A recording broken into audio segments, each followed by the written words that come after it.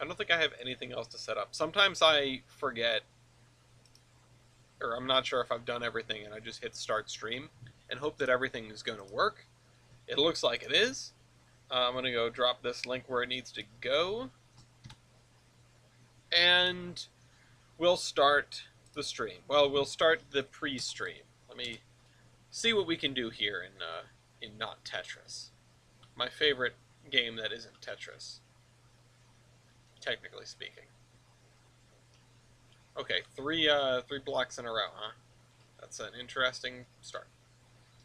Let's see. Oh, and I can't get that to fit. Oh, let's do that, maybe. Then. Ooh, okay, that sort of worked actually. But wait, I have an idea. Hey, yeah. No, okay, that's not ideal. Not ideal. This isn't gonna fit. But we do get a triple like that. Beautiful. Okay. Oh, and I made it. Okay. Um, great start.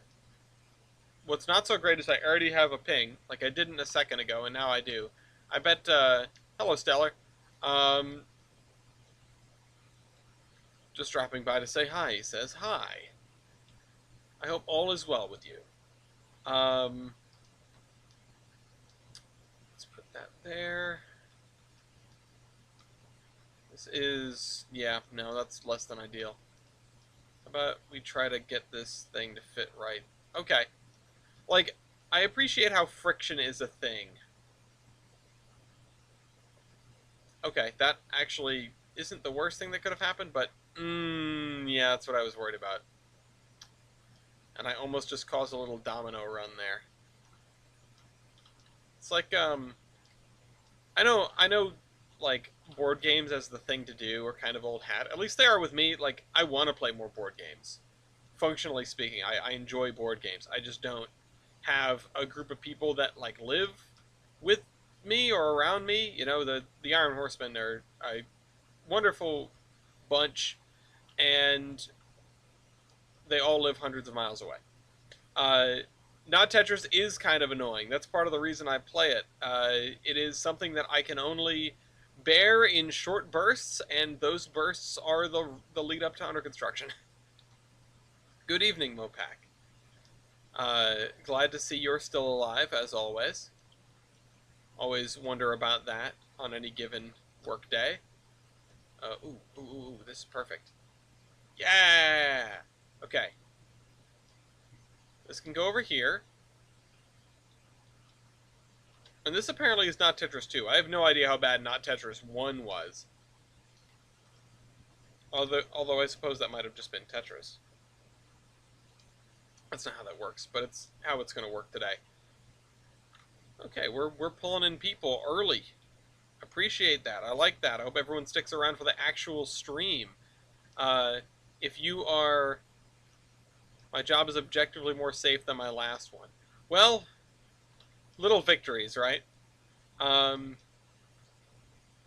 If you or a friend likes Trainz, well, if you like Trainz, you're already here. If your friend likes Trainz, feel free to direct them this way, or send them towards our website, theironhorseman.com, and check out our unique line of Steam Locomotive trading cards. Batch 4 is currently in review. I'm going to need to get some volunteers to review my stuff because I don't want to have to fill out the card catalog with more goofs that will need to be corrected someday, or that are being corrected by filling out the card catalog. And as a, like the photos are being worked on by our crack photo editor, Graham. And yeah, everything else just needs proper review. Good morning, those south of the equator, how's sunrise, sunset? Those south of the equator, how's sunrise, sunset? I'm not... Well, I don't think anyone here is south of the equator, but I would imagine it looks more or less the same as it looks north of the equator, no? I'm not sure what you're getting at. South of the equator. The sunset isn't one of those things that's messed up by the Coriolis effect. Also, I've heard that the thing about toilets flushing the opposite direction because of the Coriolis effect is largely an urban legend. I mean, I want to believe. Uh, Purple skies to the volcano in Indonesia. Ah, right. I saw a video about that. I wasn't sure if it was recent. You know how things go around on the internet. Um, but yeah, so that's if then what I've seen is happening right now, that's quite an eruption. I had a fascination with volcanoes as a kid, but then again, who didn't? Um, oh, hey, Kevin. Uh, I missed your hello in there between you and Orion, or between Mopek and Orion showing up. Um, yeah, it's the volcano. I learned the other day about one hell of a martyr. The fella who I forget his name, who took the photos of the incoming pyroclastic flows at Mount St. Helens, knew he wasn't going to make it and just laid down on top of his camera, so that the film would be preserved and people would get unique photos of a pyroclastic flow like that had never been, in a way that it had never been captured before. Which, first of all, what a awesome move to do that. Like, I don't want to cheapen it by using the phrase Giga Chad, but like to recognize, hey, I am too close to this volcano to survive, right? There is no chance of me surviving to the point where I'm not even going to try to run. I'm going to try to make the last moments of my death, like the last moments of my life before my inevitable death, impactful to the scientific community in a way that only I have ever been in the position to do. Like, that is an absurd self-reckoning. That is an absurd, like accepting fate, right? Um, and man, I don't envy him. I don't envy his position, but I do envy his gargantuan balls to not turn tail and run, because I feel like that's what 99% of people would have done in that situation. Because what else do you do when a volcano is erupting in your face? Uh, what presence of mind, right? We're doing really good today. I know I say that and then we're doomed, but we are doing really good today in more ways than one. I mean, we've got a good turnout. I'm doing great at not Tetris, and when I loaded into the map today, um, when I loaded into Toldbrun today, which of course you can see sort of in the background, uh, I was struck by how nice the area that we were recently working on looks. I was also struck by the fact that it's a little bare and samey, and that uh, we're gonna have to. Hello, Pat. Hello, King Pat. Um, we're going to have to add a lot of junk and shrubs and trees. You know, did you ever find the cross ties with ballast mount I asked about last week? No, I didn't find anything like that. I found similar stuff, or I found the single tie. I think we can use. There used to be a T-side ballast mound, but worst case Ontario, if we really want to do that, we can do that. Like, I have piles of gravel as individual objects. Brian is here, and he has a funny story. What is your funny story? Um, yeah, I didn't end up downloading anything afterward. Sometimes I end these episodes and I sort of linger in Trainz for a while and I poke through the DLS, but uh, I especially when it's been a long day, and especially for me lately because I've been doing the jury service. Every day is a long day. Even when we get out early, I'm exhausted. I'm taking notes harder than I ever did in school. Also, man, we're getting into a bad spot right here. Uh, but yeah, I joined a small group looking to do Sonic comic dubs and wanted to audition for voicing one of my favorite characters. Okay, that's very cool. Get passed by a trackmobile pulling 7 hoppers.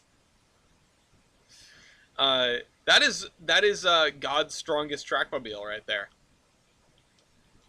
I don't I don't usually chalk up their abilities to much, but 7 hoppers. Do you know if they were loaded? Because that means something. Um, So I go to audition, read some lines in mildly French accent. They ask me a question I don't see coming. Is it, were you that guy on Local Royale? Would you try doing a Sonic voice? Oh no. I mean, oh yeah, but oh no. Like, what a thing to not be prepared for. Um, yeah, actually, we want you as the star of the show. This kind of thing happens in Broadway musicals about Broadway musicals.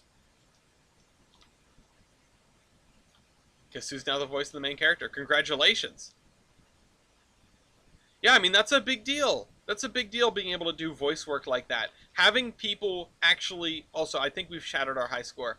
Having people hear you come into an audition, want you for more than what you came there for, and then like it, like, that's huge. You know, I've done voice work on this and that. I mean, other than the obvious, right? Other than the Iron Horseman Chronicles, I've done voice work for a couple of little minor projects, for a couple of fellow Trainz series, um, and ancillary things. So, you know, I'm certainly no stranger to it, but I'm usually jumping in as a, well, you know, if you need somebody to do a voice, I'm here. You know, I can do this, that, and the other. Like, you know, people that know me usually found me because of the Chronicles or have seen the Chronicles in one way or another, and so they basically know my repertoire. You've got Kurt and Williams and Benjamin and my normal voice, which is for like everything else. Uh, and like that's kind of it. That's kind of my repertoire. I don't usually go outside of that comfort zone. Oh yeah, and Ivan, I guess. Uh, I usually don't go outside of that zone, even if it is, you know, admittedly not particularly small. Um, but even still, it's not me being sought out or me being recommended for one thing or another. It is, hey, I hear you're doing a thing, or like, you know, let me look at your script or whatever. Oh, and if you want me to do, uh, if you want me to do, um, oh shoot, that's the wrong way around. If you want me to do a voice, I'd be more than happy to do a voice. Like, I enjoy doing voice work. Um, but that's, you know, that is what it is. I'm gonna ask Cosmos if I could join the San Juan branch line crew. And any of that stuff, like, you don't have to be an aspiring voice actor, right? You don't have to be somebody who's looking to make it as a career. But doing it as a hobby, it's still, you know, it still takes talent. It still takes something. It takes an ability. And having people recognize that is, oh, I should have gone down faster with that. Having people recognize that, not only does it make you feel good, right? It gives you the opportunity to flex those muscles. Okay, here there are, yeah. Speaking of which, I'm already, like, I don't have very much water. I'm already feeling hoarse. This is going to be a rough day. I didn't even have to, like, wrangle my fellow jurors today, which isn't something I'm usually doing. I mean, for those who know me, it's probably not a stretch to imagine that even though I'm not the jury foreperson in my jury, when it comes to deliberation, I'm immediately, I, you know, go to the head of the class. I stand up there beside the foreperson and sort of help hash things out if at all possible. Oh God. Okay, I'm having to think really hard now. Okay. Okay, this can go over here. Oh, we're gonna have the whole thing come down. We are absolutely. I mean, that's a high score that we've never seen. Um, I hate a BR52 tutorial. A BR52 tutorial. Um, hobby and potentially as a career. That's really cool, Brian. I hope your dreams come true. Speaking of voice acting, right? Okay. This, we're going to break 8,000. If we get another line, we break 8,000, I think. Let's put this here. Let's put this over the top here. And then let's drop this down the middle here. Oh, shoot. Okay, whatever, that works. It beats work for the rare. Beats, in the words of Bill Belichick, beats being a plumber. First, though, got to stick it out with a day job. Oh yeah, I mean, starting with a random day job working for whatever is an essential part of life. I feel like, especially if it's customer facing. I know that is so not glamorous, but it gives you social skills to work with customers, to deal with random people on a daily basis. Um, and I want to go on about things, but the blocks are coming down faster. It's level 10. The music, which isn't playing, is ramping up in my head. Dun dun dun dun dun dun dun dun dun dun. I think I even like you can have the music if you want. Oh god. 111 lines. This is awesome. This is crazy. We're doing great. Um, oh god, oh god, oh god, oh god. Uh, Pat, that's a great question. I want to go over it as soon as I lose. And everyone's answers to it. Everyone's welcome to answer that. Um, oh shoot. No, no, no, no. Okay, okay, okay, okay. Um, the fact that I don't have like the other Tetris mechanic of like being able to stash something makes this even harder. Oh no. Okay, that's the beginning of the end. We're so hosed. We're so hosed. Uh, there, th there, I guess. This can go up here. This can go over here. No, that should have gone over on the right. No, no, no, no, no, no, no, no. That shouldn't have gone there. How about here? How about here? Oh god. And I have another anecdote today which will make nobody trust me with trip planning ever again, and I really want to share it because it's on my mind. But I also want to talk about the depressing book that I've been reading in court. Oh god. Oh, oh, oh, oh. Okay, okay, okay, okay, okay. We're gonna have like a total collapse, right? A total collapse. Right, right, right? Oh, I don't even have time to turn anything. Oh my god. Um, um, um, oh god, how am I supposed to be able to do this? Oh my god. Okay. Please try again. At least we got the cutscene. At least we got the classic Soviet whatever cutscene. All right, see ya, Stellar. I'm glad you're here for just this. Whoo. Okay. Um. Oh. Oh right, you do landscaping. Zero work. Rained out, hasn't dried up at all. That blows. If you were to add a locomotive character to the IHR, which would it be, and what from what railroad? But that's a good question.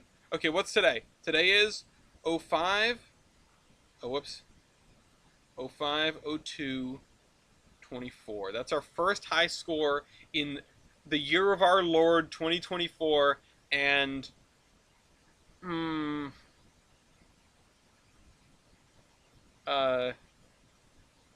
I don't know if we're ever gonna beat that. I mean, I don't know if we're ever gonna beat that. That was 20 minutes. Longest game so far, definitely. Okay. DMNE X Milwaukee Road SD40-2 or an SP SD45-2. Okay, so interesting answer from Orion on the what locomotive would you add, because it's a modern diesel, right? The Horseman, or the series, is in the 50s, but that doesn't mean the Horseman Railroad only exists in the 50s. And X-Milwaukee stuff is definitely in the question. Okay. Okay. Now I need to do this game, right? Personally, I'd add a New Haven FL9. That'd be fun. We were gonna do to the old main. We were going to, as time went by, find a way to, we were gonna transition, right? I was gonna turn into a woman, and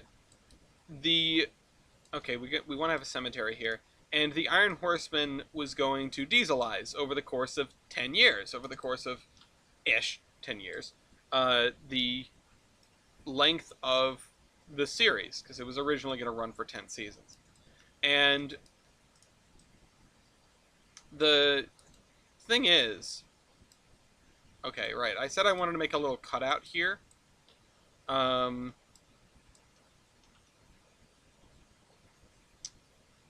Yeah, I think I will. Hold on, I have an idea.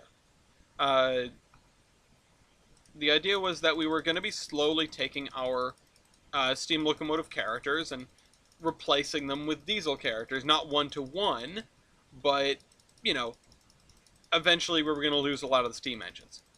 Johnson was going to go and in his place on the crack passenger trains, we were going to bring in a PA that had, an extremely, uh, basically you were going to be able to watch Dan spiral because without his brother, he didn't know what to do, and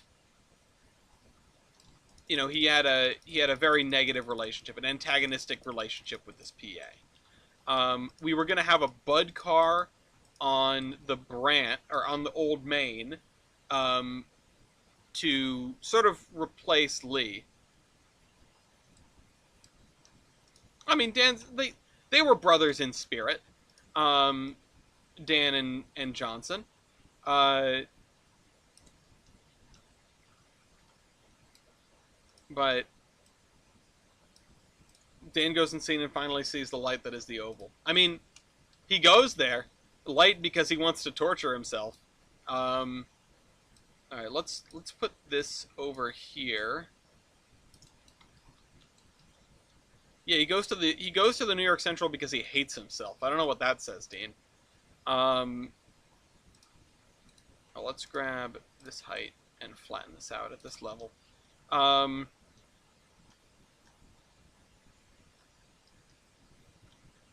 let's spin this around actually, and yeah, and there were a couple of other ones. I mean, Hebert was going to be the first character to retire.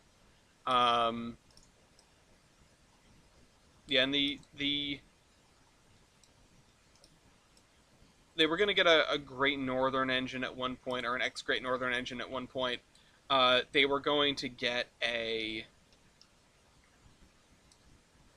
They were going to get a, like I said, the Bud car and the PA, which those are going to be like the two major acquisitions. I don't. They were eventually going to get. I think they were going to take in Morgan later on. And what's a shame is that the first, or like the best episode that I wrote about Nick and Morgan never aired. It was never produced even. It was something that I actually quite liked, and sort of shows, it shows character growth in Nick. This has got to go in the physical pick list. Character growth in Nick and sort of Morgan's not hesitance, but like the stuff that she deals with, right? Um, I'm gonna see if I can clip this or this. Yeah, this can get clipped into the hospital. This can be part of the hospital. Um, Also, the idea is Silver Chargers after that one Zephyr power car that was essentially an overpowered shovel-nosed doodlebug. Yeah, I mean that would probably fill the space where the uh, Bud car would have gone. And like I said, the Bud car would have served the Old Main. Um, I'm still gonna grab that other school. Bud car would have served the Old Main in lieu of Lee running his passenger trains because Lee was going to be sidelined. Um, some of the other characters, there weren't really like definitive ideas as to how we might swap them for somebody else, right? You know what? Let's angle this whole campus. Let's talk like 248. That's fine. Or actually, let's go to 240.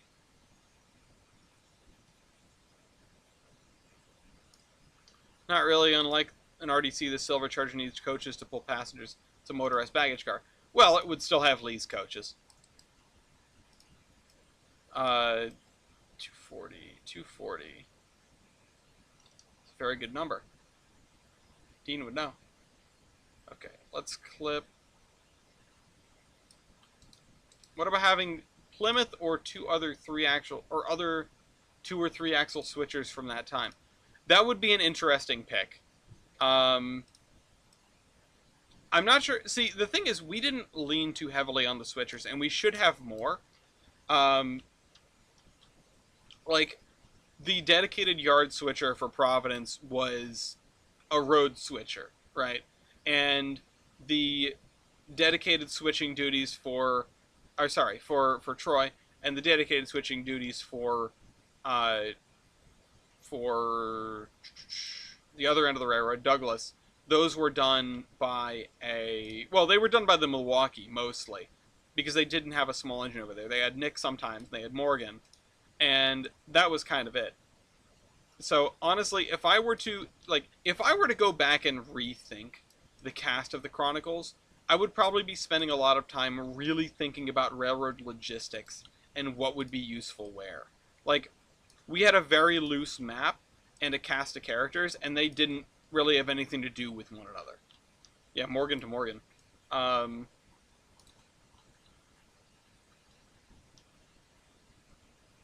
Morgan to Morgan, what do you call a cow with no legs? Who would be the last steam engine on the IHRR aside from any that were preserved? That's a good question. That's a good question. Because if we look at the timeline, right? If we look at the timeline, we have to look at who is leaving. Who is leaving when. And you have... Oh, shoot. I've been in the wrong mode. Hold on. Route layer. Let me... I'm on the wrong layer. Let me... Oh, thing. Give me you. We did want to have an FM engine. I think it was... Yeah. We did want to have an FM engine come in. If any were preserved, who was? Okay, that's an easier question, and we'll go through as we go through. So anything late Lima to be Lima Locomotive Works and Fairbanks Morris as a switcher. Yeah, that's fair. Having one of the big Baldwin Lima Hamilton switchers would have been honestly way too much fun. Love those things. The Switchicus Maximus. And doing it up as like his name is Maximus. That would be, oh my god, that'd be a great character to write for. But anyway. So, locomotives, steam locomotives on the IHR. Johnson is scrapped when his contract runs out. That one's relatively unceremonious, but there would have been an entire episode about him sort of facing his fate, right? Taking pictures of the volcano as it's exploding in front of him. I'm thinking of a name for a 2858 in my IHR canon. I'd like to hear it. But yeah, so Johnson gets scrapped. Sally gets scrapped because of Mark. I don't remember exactly what the details were, but we did... By the way, do not go to Lima to see the Go Locomotive Works. You'll be very disappointed. Spoiler, doesn't exist anymore. At least I got to lay eyes on the colony shops before they were torn down. Anyway. Yes, Johnson... Johnson, Sally, they're both gone. I don't know who would be last. The twins are both gone. Like, Eric and Doyle, they go because... Oh, and I can't remember... Again, these are things that I sort of wrote down or thought about in passing and didn't really come around to. Like, they didn't get sort of baked into the canon, aside from occasional mentions in at the beginning of Iron Horseman, the motion picture, the novel. So, place plan, select asset. Let's just have you go up here. Actually, I don't want this to have sidewalks, I'm realizing.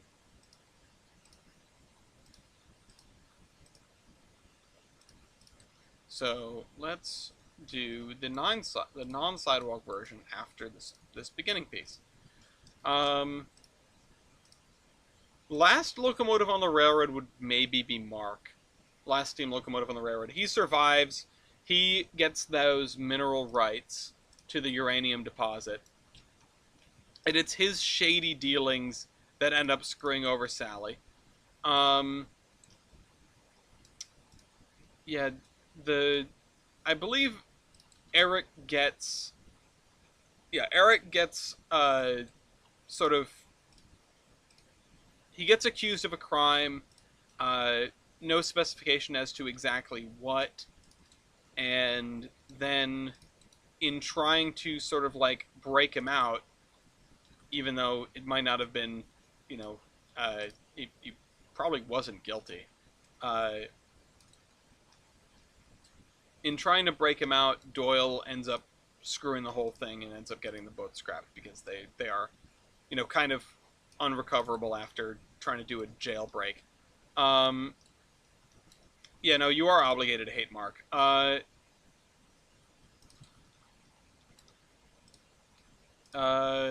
yeah, he's one of the last. He's probably one of the last operating steam locomotives. Um, who else survives? I mean, okay, so like Chris and Blount survive at Steamtown, right? They get picked up by F. Nelson Blount, and they go to Pennsylvania. Uh, Lee ends up stuck in his shed for a really long time, then gets dug up. All of the all of the engines on the branch line, they survive. So I mean, they never really stop running, right? So if you want to consider between the branch line and the 2-foot gauge, there's a lot of room for. Well, this locomotive was the last operating locomotive on the Iron Horseman Railroad because it never stopped operating. Herder. Um, so there's that 2-foot gauge. I mean, the 3-foot gauge is gone relatively early. Hercules gets sold off to Guatemala, and Charlie and Basil. I know Charlie's scrapped. I don't know if Basil is. I can't remember. Palmer isn't. Palmer ends up in the DNS. Yeah, they become Western Strasbourg. They are literally Western Strasbourg. Always has been. And come on, work with me. Hold on. Let's see. I want this, and I want to select the. Oh shoot. Nope. Nope. Okay. Oh right, I need to. Nope. Wrong button. That time it actually was the wrong button. Yeah, too angry to retire. Incidentally, 844 being Katie does end up going off with UP under the auspices of becoming their steam program engine.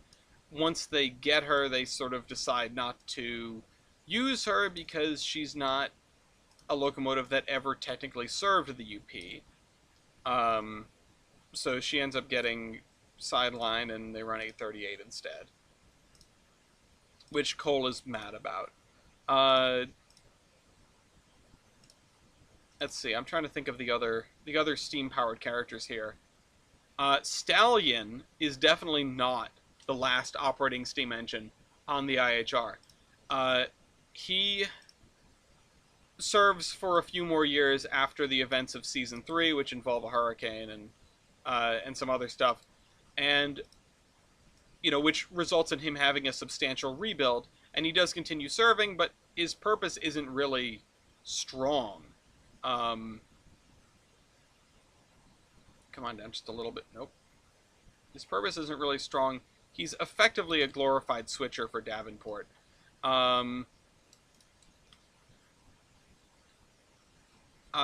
Eureka and Hercules. Oh no, Hercules goes off to Guatemala.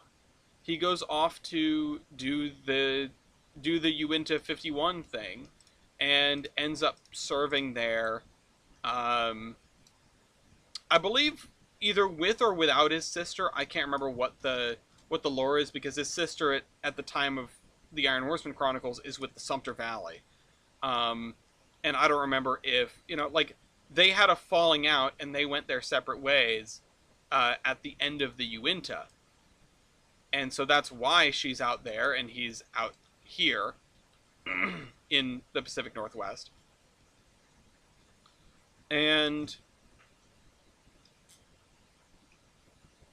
honestly, because we had to, because of who she was voiced by, we had to write Eureka out of the series, and we did so kind of softly, but the idea was that she goes off to become a movie star. Um, a heartbroken one, nevertheless, but a movie star. Uh, so she goes off to do that. Hercules goes to Guatemala. They aren't reunited until the modern era. They aren't reunited until Hercules has what is effectively an escape from New York, an escape from Los Angeles. He has to get himself out of Guatemala with the help of some friends, with the help of some colleagues, as the nation is sort of falling down around them because of the soda wars. Um, because the nations of Central and South America are being destabilized by corporate entities trying to get cheaper rates on sugar. I may be on, but did you see the combination of Bulwer 440s and COS? Oh my god, I saw them. The quintillion. What is a lawyer's favorite railroad? The Sioux. Yeah, that's the answer. I was like, I know I've heard this one before. Um. Also, Brian, is your name Alice? I'll pretend I didn't see that. Well, I mean, honestly, I would have the same reaction. There was a man. I feel like I got subjected to a large number of things like that. Okay, we're gonna have the burial ground in here somewhere. Let's see. I probably want to have some like regular houses in here too. So we should figure that part out. And then a lot of this area I would imagine is going to be pretty suburban feeling.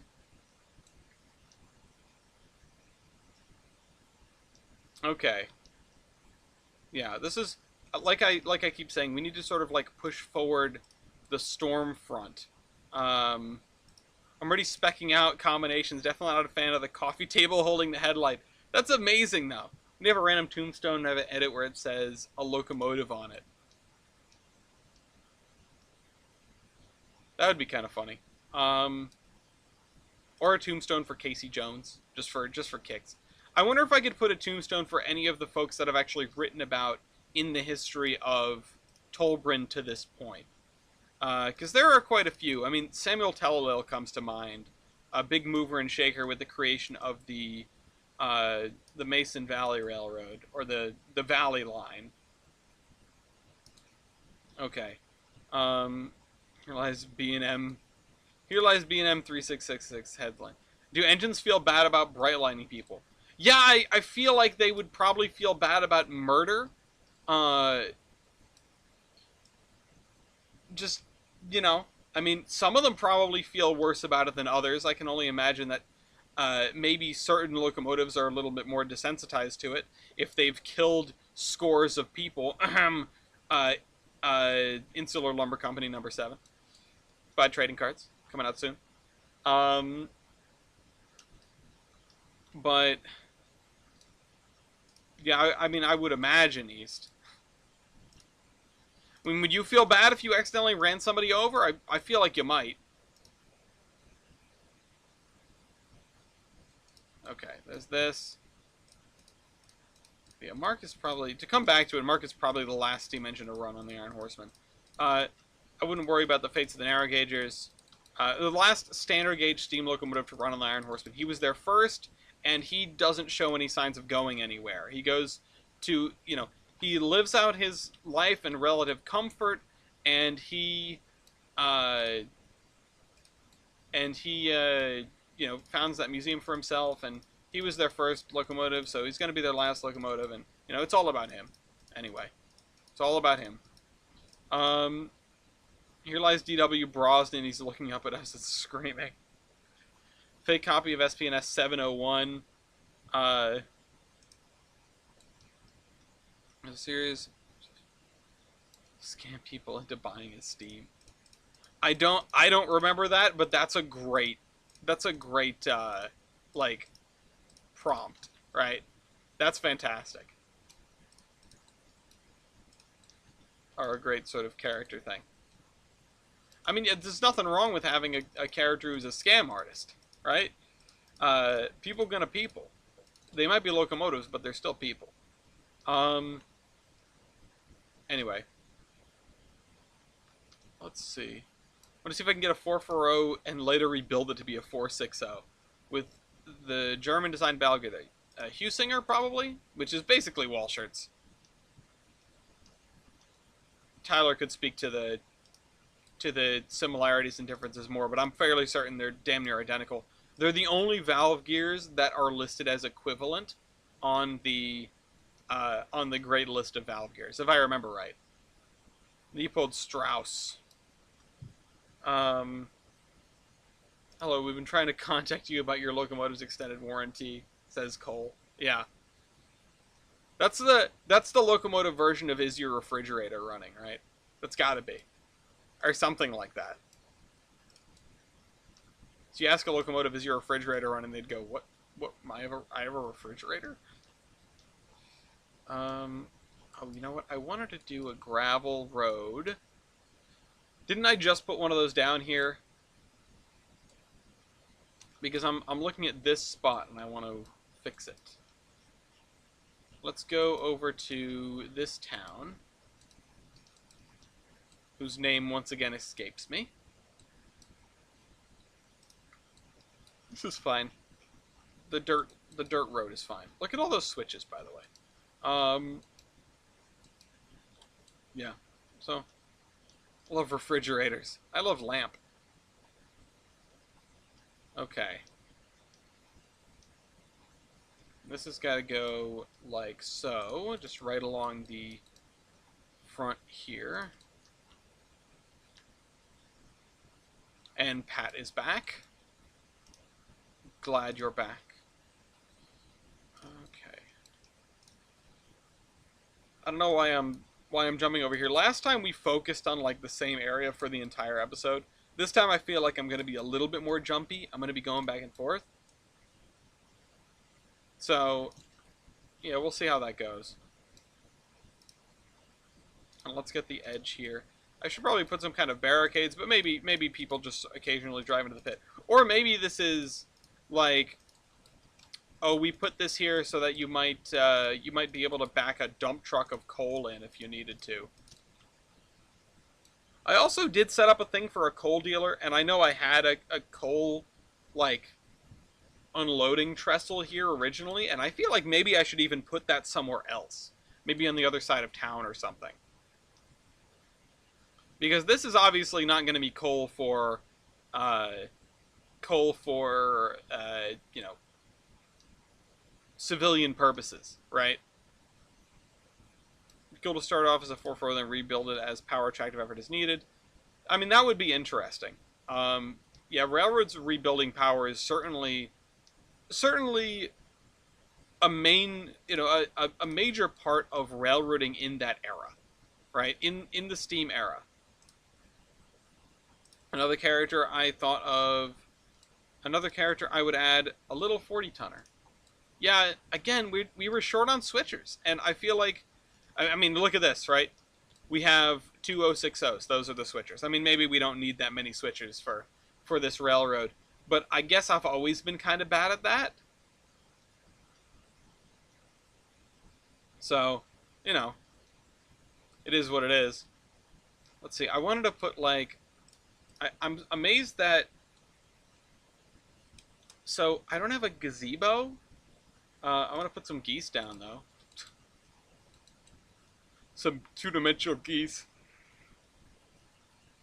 I could have sworn I had a gazebo. Like, over here in Mason's Landing.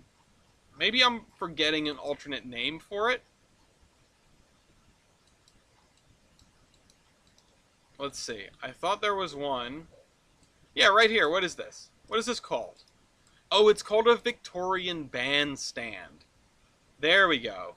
That's why. That's why I was having trouble, because they called it a bandstand.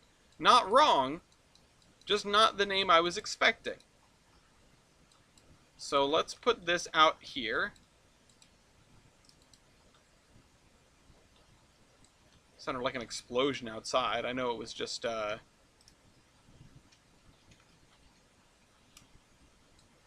know it was just Someone's starting their motorcycle, I believe. Not like a bang explosion, just like a boom. Should put a fence around these. I don't know why I'm spending so much time and effort on these. It's not like it matters. But you know, I'll make my what is this? Oh boy, there he goes. There he goes. Speaking of explosions, we might have our first EF5s in a long time next week. Oh boy, good luck. I hope we don't get any more freaky dash cam footage from locomotives.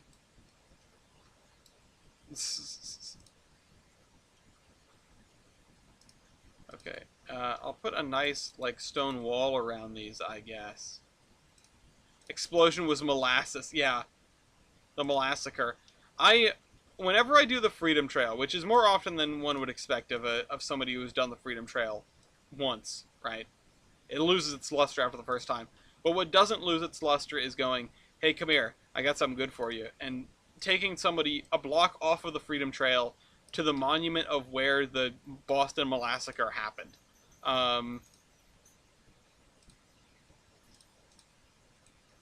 Are Loco dash cams just GoPros for them?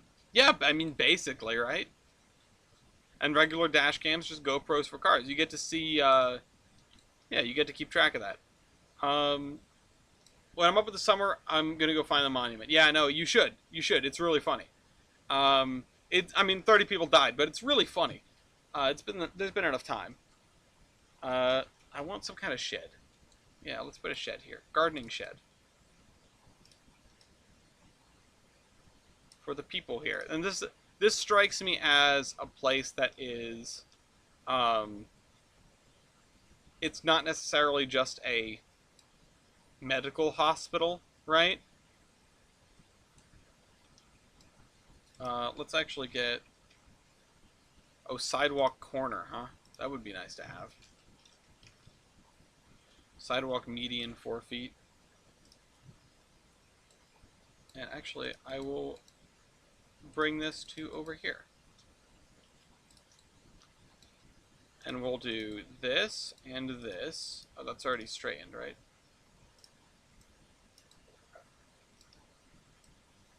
Alright, like so. This can go here. And the goal is just to have this big open area to do whatever. I'm sorry, but the President's Trail at Mount Rushmore ain't worth it. Go ride the BHCRR. You'll love it, especially with all the old gold mines. Yeah, I mean, Mount Rushmore's a big statue. I mean, it's impressive. But I feel like if I'm going to go see Mount Rushmore or go ride a train, I'm going to go ride the train. I saw enough of Mount Rushmore in National Treasure 2, which the full name of that movie escapes me, but, you know. Let's see, can I get some wildflower splines out here?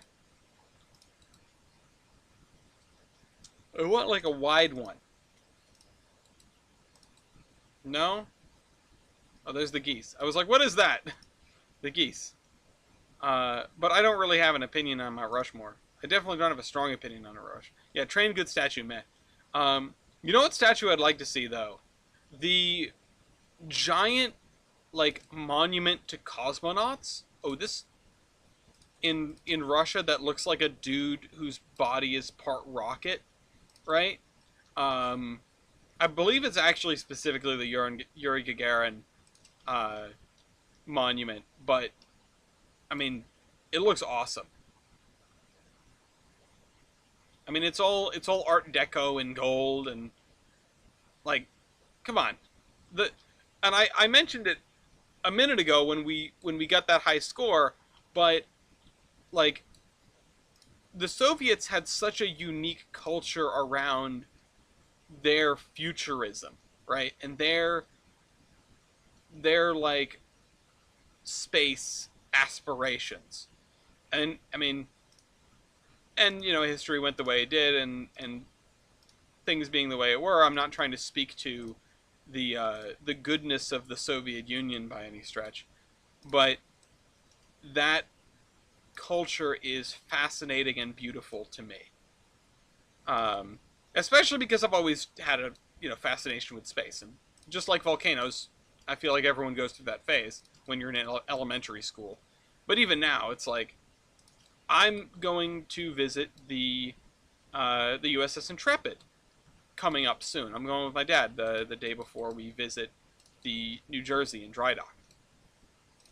And I'm realizing that I don't think I've ever laid eyes on a space shuttle. And I would like to. Because for all their flaws, sort of like the Soviet Union, space shuttles are really cool. Uh, they were a absolute cluster of a design. But the concept of an orbiter that can land and that has a payload bay, I mean, it's the closest thing to a spaceship that we've ever had. Um, and that's cool, right? Like, you can get on about it being a waste of money or the design requirements being absurd or this, that, and the other. Like there's plenty of arguments against the space shuttle's existence. But I think that ignores the most important premise, which is that the space shuttle is really cool and therefore should exist. Uh, if these pings are from East sending me positions of. Oh, ooh, what's that? Monday, May 13th. Oh, sold. I'm going. I'm going. Um, RIPTA meeting. Elon Starship also exists, still in testing. Yeah, and when I'll be honest, say what you will about Elon Musk, and you can say what you will about Elon Musk. Uh, Starship is really effing cool. Like, rockets are cool. Uh, it shouldn't be controversial. I don't think it is controversial, frankly. Um, but it's one of these things that, wow, that looks bad. Um, it's one of these things that, irrespective of this guy who's funding it, Starship and SpaceX, real SpaceX in general, and Starship, driven by this madman's ideas of how to make a rocket, uh, are just like forward in the cause of science, right? To quote Cave Johnson, which I feel like is somebody who would admire the hell out of Elon Musk. Okay, back to Surveyor Classic, please. But yeah, and I watched the Starship launches. I've watched some of the Falcon 9 launches. I mean, they're a little bit old hat these days, but what can you do? It is really, really cool to see science TM done in real time. Especially because, I mean, let's be honest, SpaceX is not NASA. SpaceX is testing destructively. Every rocket they blow up is we learned a lot. And that's not by accident, right? It's not, oh no, it blew up, but at least we learned a lot. It's, hey, look, it blew up. It's a totally different ballgame. And they're able to do that because they're not a government agency whose existence hinges on the whims of voters, right? Take the train to DC and then go to the Air and Space Museum at Dulles. There's one there. I haven't done that one yet either. I haven't done that Air and Space Museum. I would like to one of these days. It's one of those things where, honestly, this year I was going to do a DC trip with my dad. Like, that was the plan. We were going to do DC in the fall, and we were going to go to Baltimore, and we were going to see... because originally the plan was to go see a Ravens game. And I was like, yeah, the Baltimore Rare Museum is super cool. And then the plan was, well, okay, never mind, let's not do that. Let's do a Commanders game. Let's go see the Washington Commanders play. And I was like, hell yeah, Washington football team.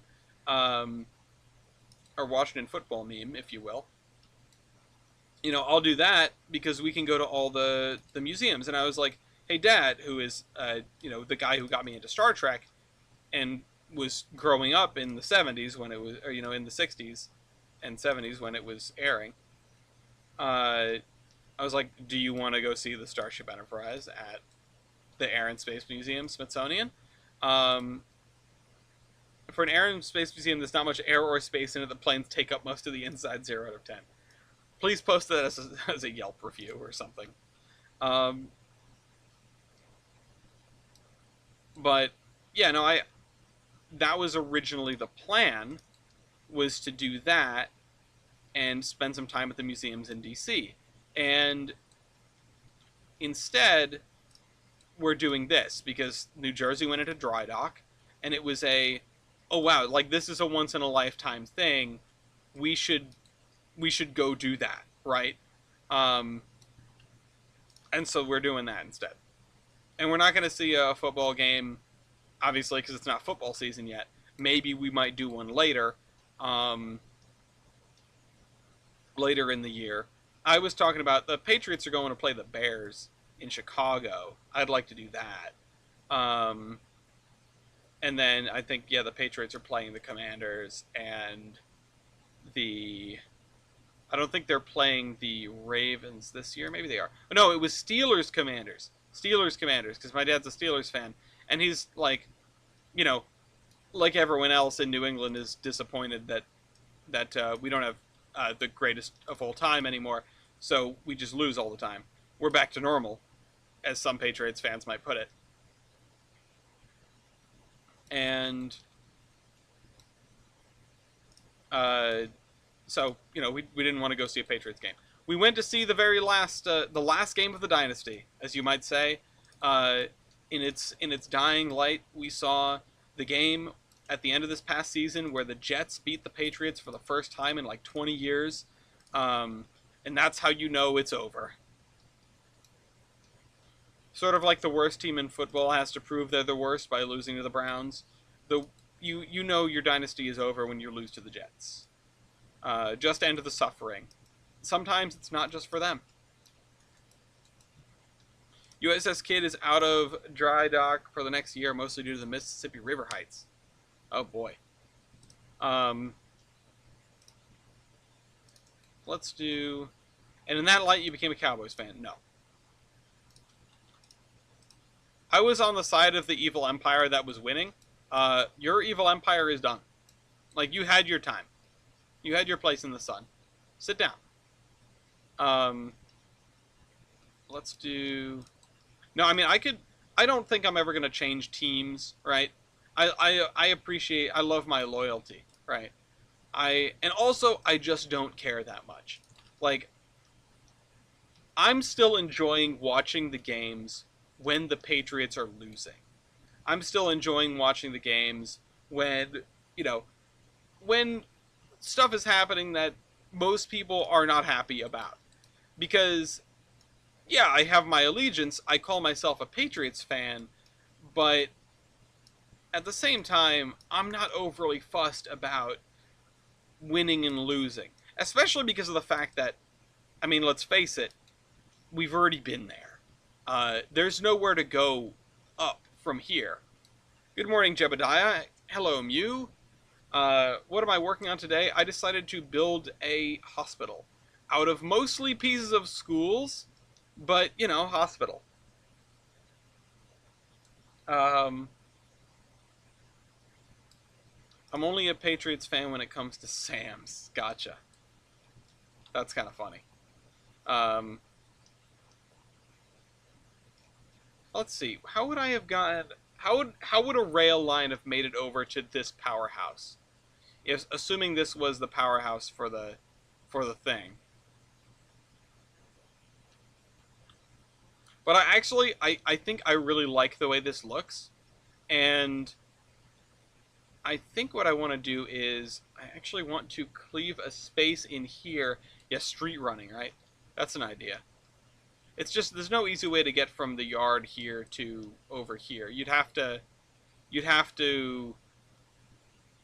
either come off of this and street run down this way. Honestly, this is what we'll say. This was delivered by a street railway.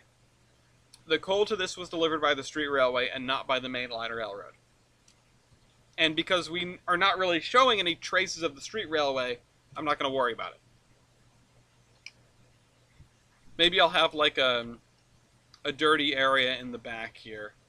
Phrasing.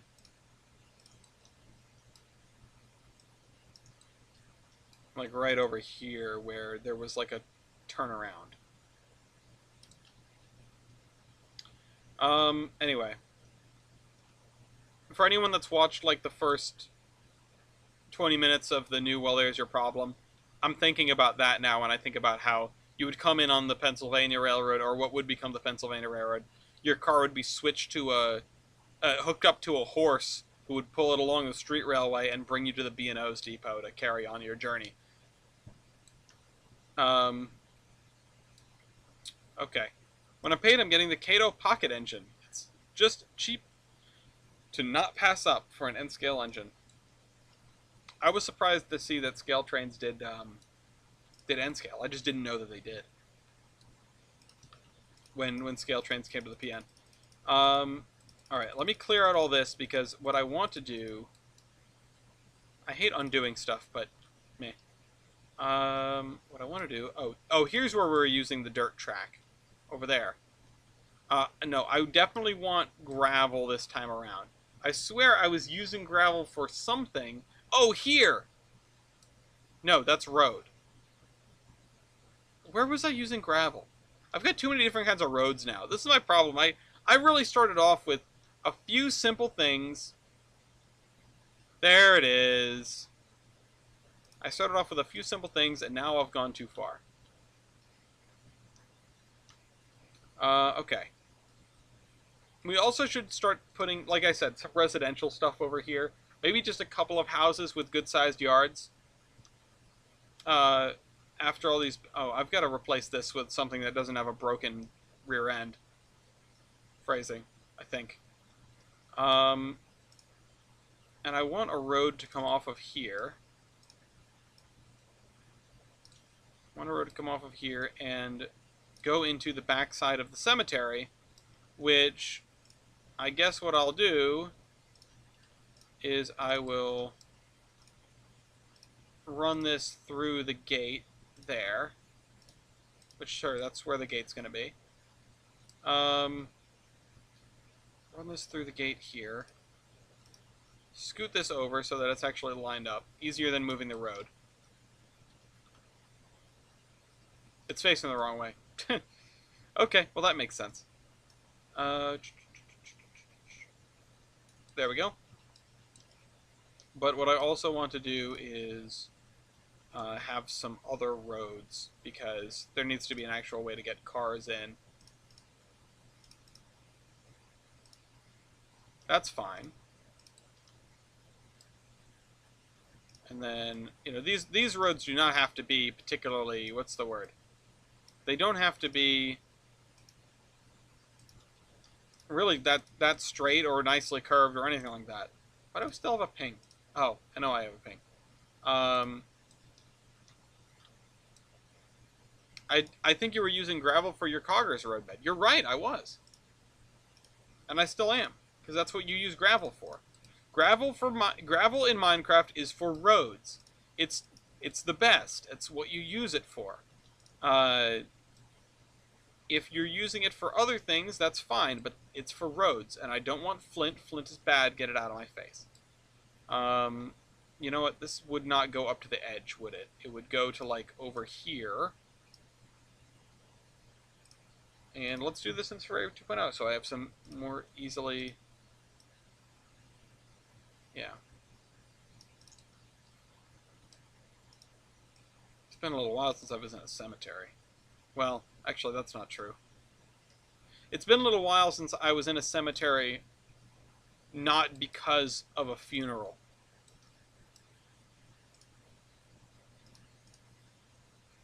Okay. Why are you like this? Okay, never mind. Back to Surveyor Classic. I don't know what's going on here. Brewed a couple SD45-2s. Both SP, one in speed lettering, one in Roman lettering. Railroad Roman is always a winner. Even though I probably couldn't recognize it if somebody sat it in front of me. If you wanted me to pick it out of a lineup, right, I would probably get it wrong. Depending. Why can't I get rid of the gradient? Because I'm on the track tool. That's why. Get rid of that. Remove gradient. Oh, I have to click on the spline.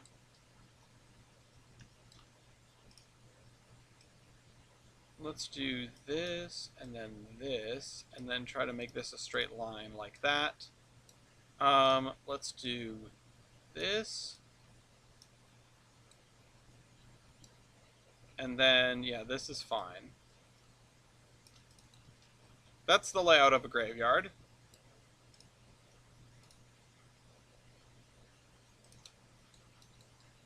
Or a neighborhood, but, you know. This is a neighborhood, just... It's a better neighborhood than most. People are dying to get in. I'm still waiting for Main Central E something I pre-ordered before I get anything else. Famous last words. See, this is why, like... I had a conversation earlier with my mother, as I do.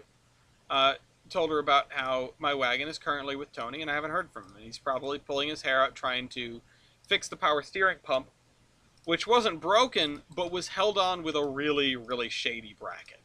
And so I would imagine that he is busy trying to figure that out. I bet he pulled it off, and it was the wrong power steering pump. It was for like a different model year of 240, if that. And so he's having to source a new one, and he needs to source the bracket, and it's going to be a whole thing. And it's just because we couldn't leave well enough alone, right? I asked him to replace the belts, and he said he wouldn't do it unless I also replaced the power steering pump, or the bracket, right? Unless he was allowed to fix that.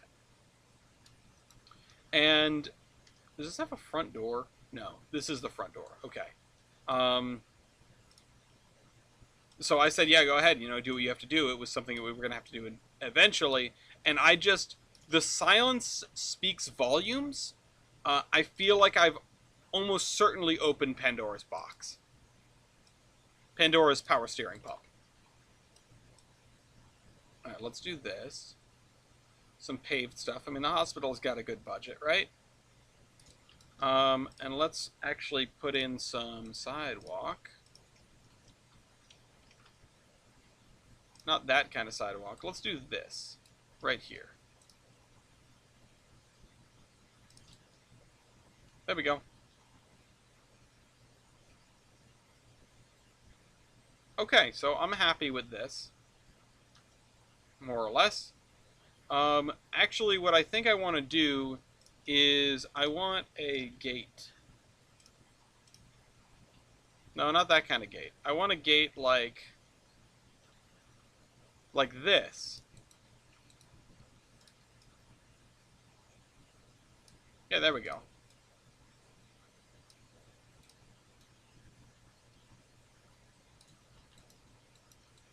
And actually, do I have to like raise this a little bit, or do I have to lower the road? I think I have to lower the road a little bit. Let's see. Come on. Yeah, take it down. Yeah, because it's not touching the ground right now. There we go.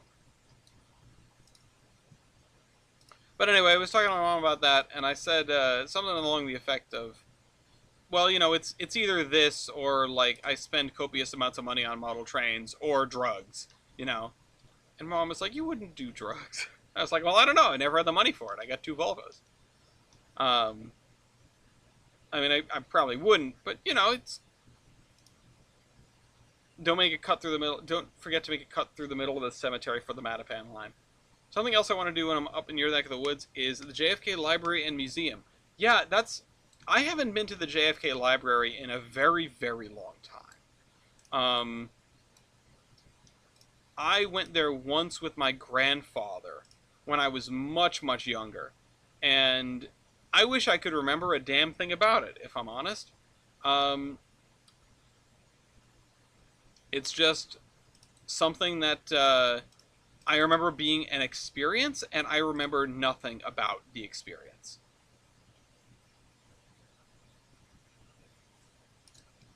So maybe I'll go with you. Visiting all the presidential libraries is pretty darn cool. Have you visited the one with the train yet? Have you visited? That's HW's, right? Because it's the HW Bush Heritage Unit. Or can you? Are you allowed to call that a heritage unit? Is that a heritage unit? Whose heritage is that? Um, I'm not saying that it's a bad thing. I'm just not sure if it's a heritage unit. Nobody have the model. Oh well, that's a start. Oh, you need to take it. You need to take it when you go and do the here's my real train, here's my toy train thing. Uh, you know you wanna. Okay, so let's scoot this over furniture warehouse to about here. And maybe we should have a team track at this end? I think so.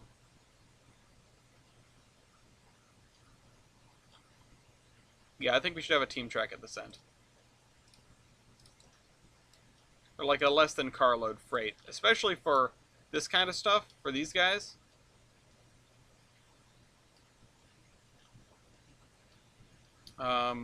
The thing is, how big do I make it? And do I start it over here? Because part of me wants to just put it right here. Like right there. And if I do that, and I just bring it out like this. Oops. This. Call it a commemorative engine. Veterans, first responders, Union Pacific's one locomotive does not count. Okay. I feel like the one locomotive may be more of a heritage engine than well, the one locomotive is like the heritage of the company, right? Like that was the whole thing. It's like we are one. Or am I thinking of the workers unit? Is the workers unit another one? Which seems silly that UP does that, but you know.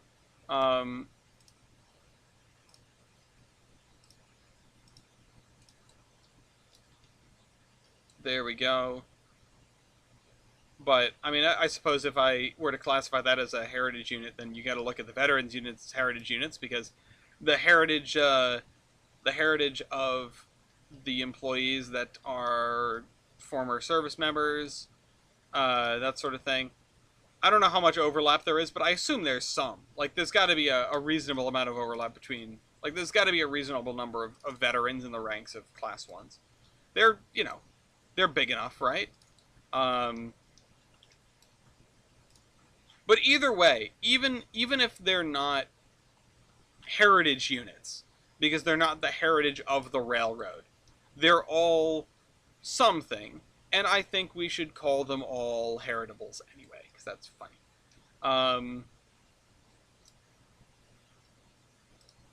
A heritable is just a specially painted unit.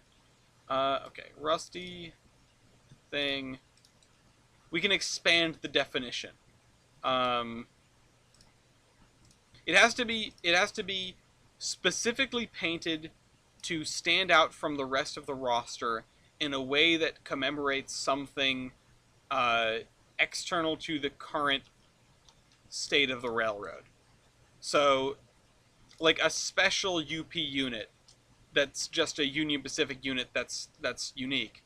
That's not a heritable, or like a that's not a heritable, or like a oh, what the hell was I gonna say? Like a no, give me the black one, please. A unit that is what am I thinking? A unit that is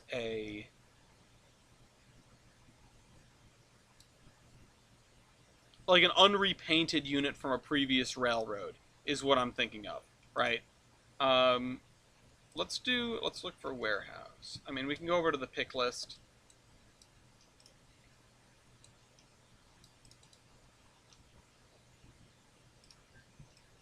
But this is, yeah, I mean, I mentioned doing a team track, but I think a warehouse and distributor of some description is probably the right way to do this.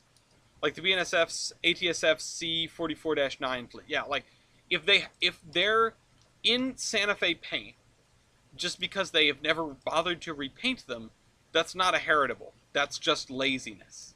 Um,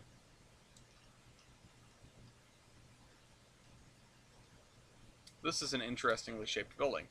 Um, yeah, the BNSF Warbonnet Dash 8s. Yeah. No, it has to be, we're going out of our way to paint these up in this unusual scheme. So the veterans units, the special railroad units, the one and the employees and the whatever, that sort of thing. Um, Everything that isn't a standard run-of-the-mill paint scheme that's going to get applied to a bunch of locomotives. Oddly enough, I think that the CP, like the old school locomotives, I think under that purview would not be heritables, but they definitely are. Like, they're doing those to commemorate their own past. So yeah, I mean, I guess that does make sense. They aren't like bringing it back, right?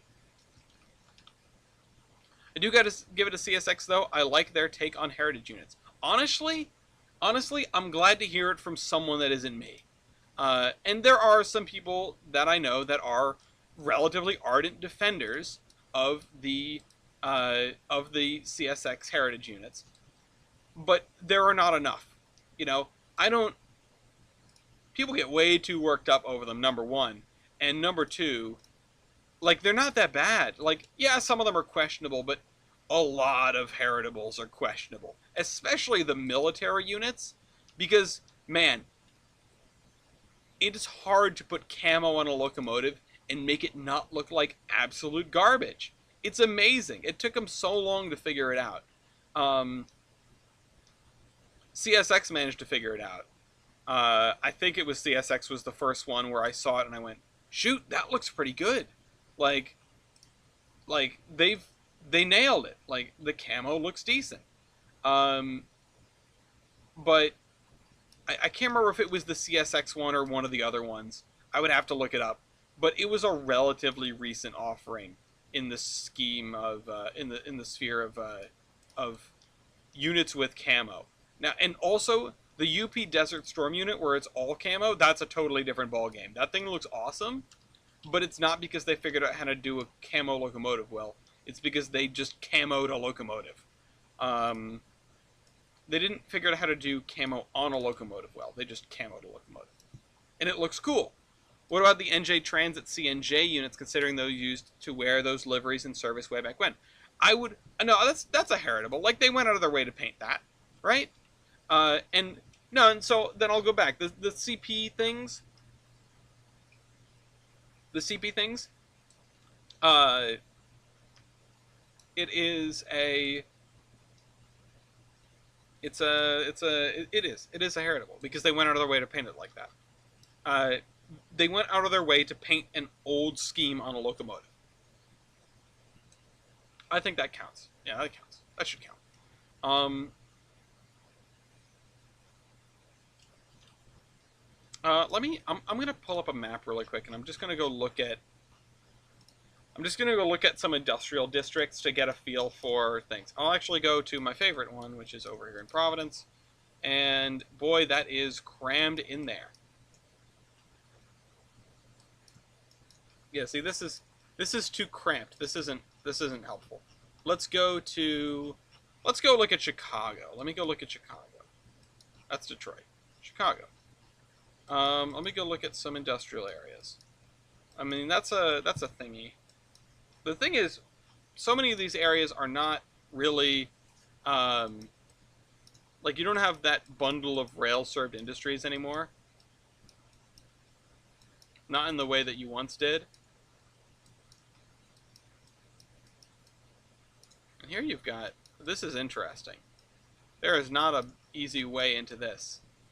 I should share my screen so you know what I'm talking about, but for now I don't think, for now I'm going to jump back Yeah, I mean this is dense, right? This is dense. It is much denser than what I'm doing right here.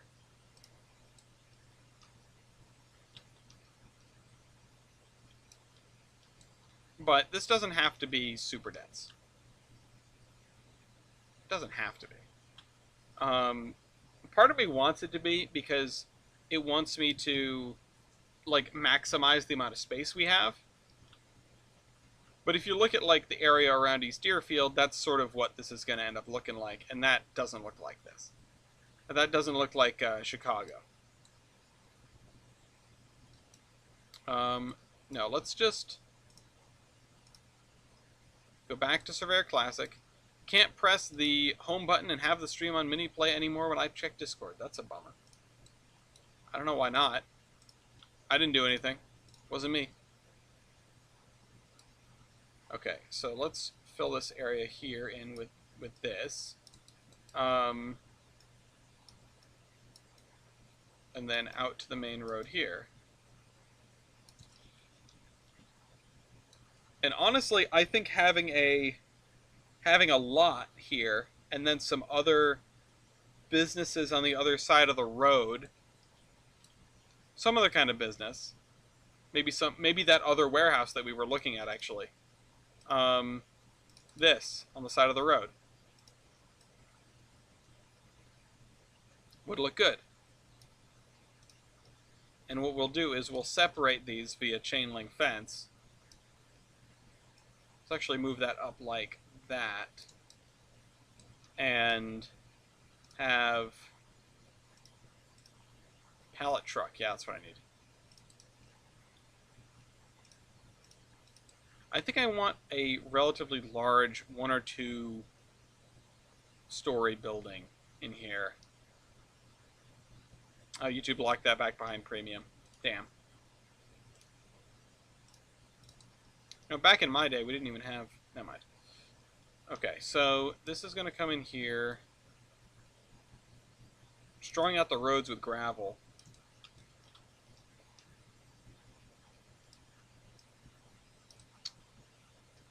And then this, honestly, is probably going to give way to some kind of other muddy dirt that's going to envelop this whole area because that is not a functional industry anymore. Where's my muddy dirt? I think that's you. Yeah, that's this. The grass and mud. Love when companies do that. It makes me want to subscribe to their pretty service because I know they must need the money. Have you seen pictures of CSX's recent Heritage units? What's your take on the standard front being the basic livery, then having the Heritage livery on the hood? Oh yeah, I did want to talk about this more. Thank you for prompting me. So I really like it. I think they're doing a good job, and I appreciate the take, right? As much as seeing a locomotive, as much as seeing a modern GEVO, or whatever, in Pennsylvania Railroad, it is much more interesting to see these companies making those schemes their own. It's more interesting to me to, like, I see what they're doing, right? And some of them are not executed very well, like I said. Some of them are executed better than others. But I see what they're doing. Like, they are seen. They are making this... They're making a scheme that works with the modern era of their railroad, that shows what that locomotive is still connected to, and who that locomotive belongs to now, you know, whose engine is this, while still providing a unique scheme. And that is, admittedly, pretty creative. Like, you can dislike it all you want, but it is more creative than the alternative, I think. It's more creative than trying to figure out how to get an old PRR scheme on the side of a modern locomotive and make it look good. Not that they both don't take some skill, right? They don't take they both take some doing. But this was a little bit of outside the box thinking, and I appreciate them for doing it. Now, I couldn't tell you which ones are my favorites and which ones are not because I don't have those memorized at all. Like, I don't know what they look like. I don't know what most of the heritage units look like. I know that there are some that I like and some that I don't. And honestly, sometimes when I see stuff, I'll probably be acting like I'm seeing it for the first time because I've forgotten. Um, because what the hell did I just do? Oh, because I don't commit these things to memory.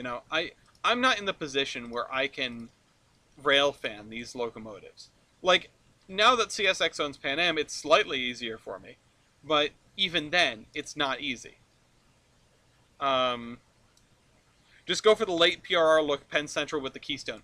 I I love the late PRR look of just completely black. Just just we've given up, paint it black, stick the Keystone in like 7 different spots, and call it good. Um, the first CSX Heritage unit I saw outside the 911, I saw outside of 911 1776 law enforcement engine was the L&N engine. Complete surprise when the front looks like another one of the fleet. That's another one that's really interesting. And yeah, people are complaining about that exact thing. And I understand, if you have all of those Dutes in a line at a roundhouse or whatever, like Streamliners at Spencer style, uh, you won't be able to tell. There's no way to get that, oh, look at all of them together sort of picture. I understand where people are coming from when they say they don't like that. But at the same time, it's interesting. And I'm almost bummed that they dropped the fade, which I know people really didn't like. But no, I thought that was cool. I thought they should have gone further with it. Honestly, they should have made the fade even more dramatic. Here's the thing. Painting fades on a locomotive, hard. It's hard. It's expensive. Painting straight lines, much easier. So I get why they didn't do that either. Maroon and gold or the blue scheme. Oh, that's a tough call. I am not the biggest fan of the maroon and gold, if I'm gonna be honest. And there might be some B&M people that don't appreciate, like, that don't like me for that, right? Not don't like me, but there might be some B&M people that find that idea blasphemous. But I just don't. I think the maroon scheme is really busy, and that sort of chaos was better left to the good old Main Central. I would love the light blue with the red, white, and blue banner and the Minuteman on the front. Now, if they're doing it CSX style, right, you're not going to see the Minuteman on the front. There's not going to be that the paint isn't going to wrap all the way around to the front. Maybe they could put it on the end of the long hood, on the back end of the long hood. Or maybe they could break the convention a little bit and put the little Minuteman on the front despite it being dark blue, which would be weird, but I wouldn't be opposed to. Honestly, as much as I don't really love the maroon scheme of the B&M, and I honestly think it looks better on Main Central engines. I don't know why. Main Central also had their orange scheme, and while I didn't appreciate that at first, I've definitely come around to it. I don't mind the orange. The pine tree root scheme. Yeah, how was I saying? They could put the Minuteman on the long hood end. Yeah, no, and I'd like that. I love the Minuteman iconography. I love the fact that the Boston and Maine chose to adopt that as like their quasi mascot, right? Because it's such an American symbol. It's such a cool symbol. Like beyond the oh yeah, fighting Britain, revolution, whatever. It's this like independent spirit that founded America. But it's just a cool concept, right? It is the idea of you are a soldier, but you are an on-call soldier. You are a soldier who doesn't do any fighting, doesn't do any soldiering until you get a knock on the door and they say the British are coming. And then you are out of bed and dressed and out the door in 60 seconds. Now, I've done that on one occasion in college. I was out the door in 60 seconds from waking up. It's not easy. You gotta be prepared, or you have to be really frantic and know where all your stuff is. Which I guess that second part is preparedness, but the independent spirit that haunts the Hoosic Tunnel. No, that spirit is very dependent on the other 200 spirits that it's cohabitating the Hoosic Tunnel with. They've got a hell of a polycule in there. But yeah, the concept is really cool, and I love that fact, and I love that they decided to adopt that for the railroad, because what does that say about your service, right? Minuteman, you are ready to go at a moment's notice. You are always on the ball. You're always ready. That means something, right? That's cool.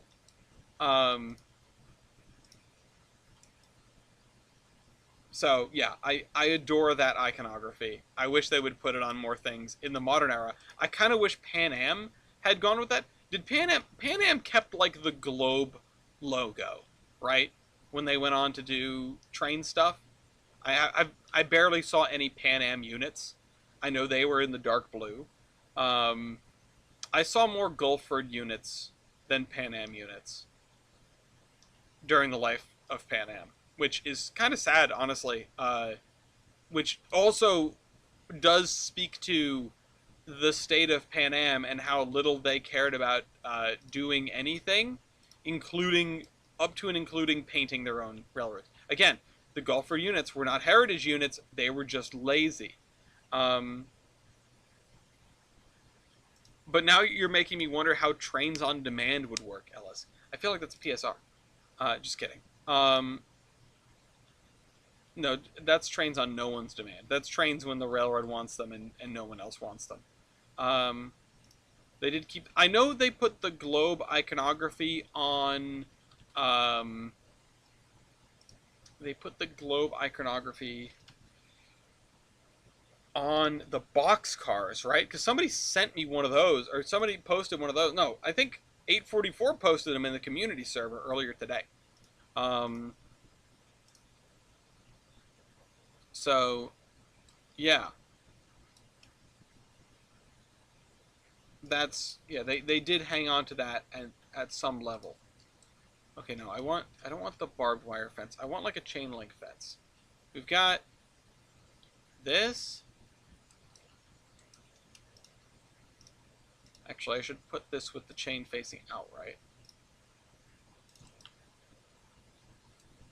Oh, this is just a normal one. Never mind. That's good. That's good. I thought this was the chain facing the other way.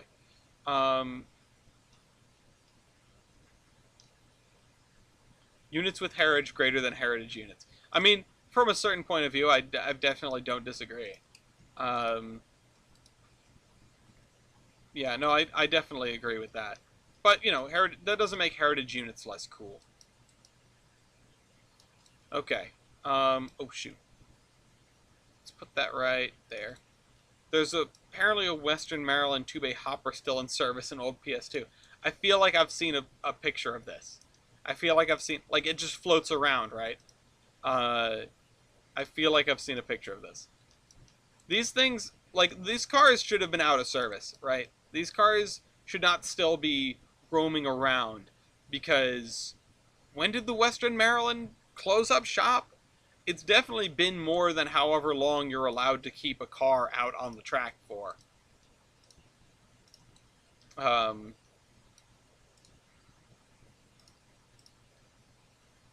I know that, you know, after a certain age, you just can't anymore, right? You just have to retire it. But that doesn't mean everyone listens. Okay, let's... Yeah, honestly, when I was looking around Chicago, I was surprised by how... I was surprised by how much space is not given to pass-throughs for trucks. even in even in the modern era.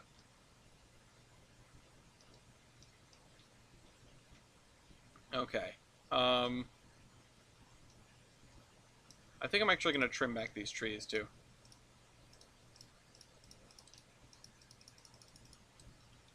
That looks better.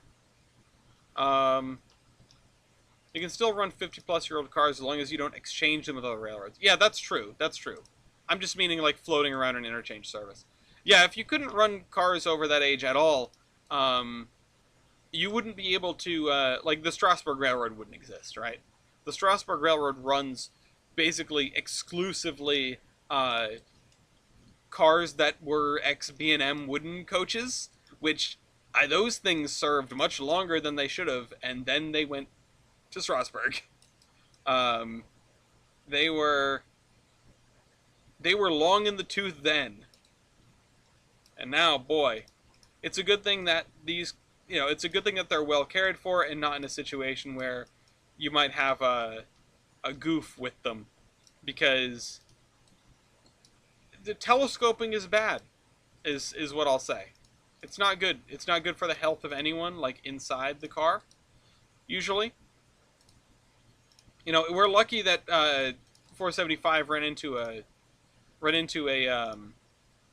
you know a crane or whatever, an excavator, and not the train. At least they can't be telescoped. Why can't they be telescoped? Um, Telescoping is good for telescopes. That's true. That's true. That's fair. I suppose I left that out in my assessment. Good for telescopes. Let's go back to space for a little bit. No, I don't have anything more to talk about with space. I already had my little bit on the space shuttle. Again, very cool. I think it's deserving of coolness points. Um, Nobody's mowing that lawn, right? Like, it's got to be.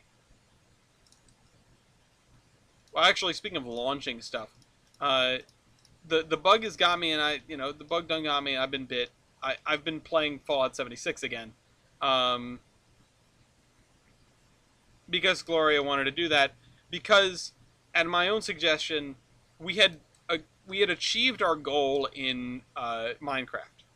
We were playing Coggers, which is, for those who don't know, it's the mod pack that I put together, and we built a probably 3+ long kilometer railway from where we live to where Milky lives, and that's also where the nearest Stargate is. So we have to go out there on a semi-regular basis, and walking through the Nether is boring, so we decided to build a railroad. And it wasn't the most efficient thing in the world, and it definitely is not the most direct thing in the world, because it's all built above ground, because I loathe just building a 3 kilometer long tunnel. I hate the idea of that. So I always build my railroads in the overworld on the surface. At least, since I stopped doing it in the Nether. And that was a really fun project. It was a huge project. It took us weeks, if not months. But there's nothing like a good Minecraft mega project. And the only thing is that when we were done, I didn't know what to do next. I don't know what to do next. I'd log out of the server and wander around. There's things that I could do, but I just don't know if I feel like doing. Like, I feel like I have seen the top of the mountain, right? I've done it, and I don't know what to do next.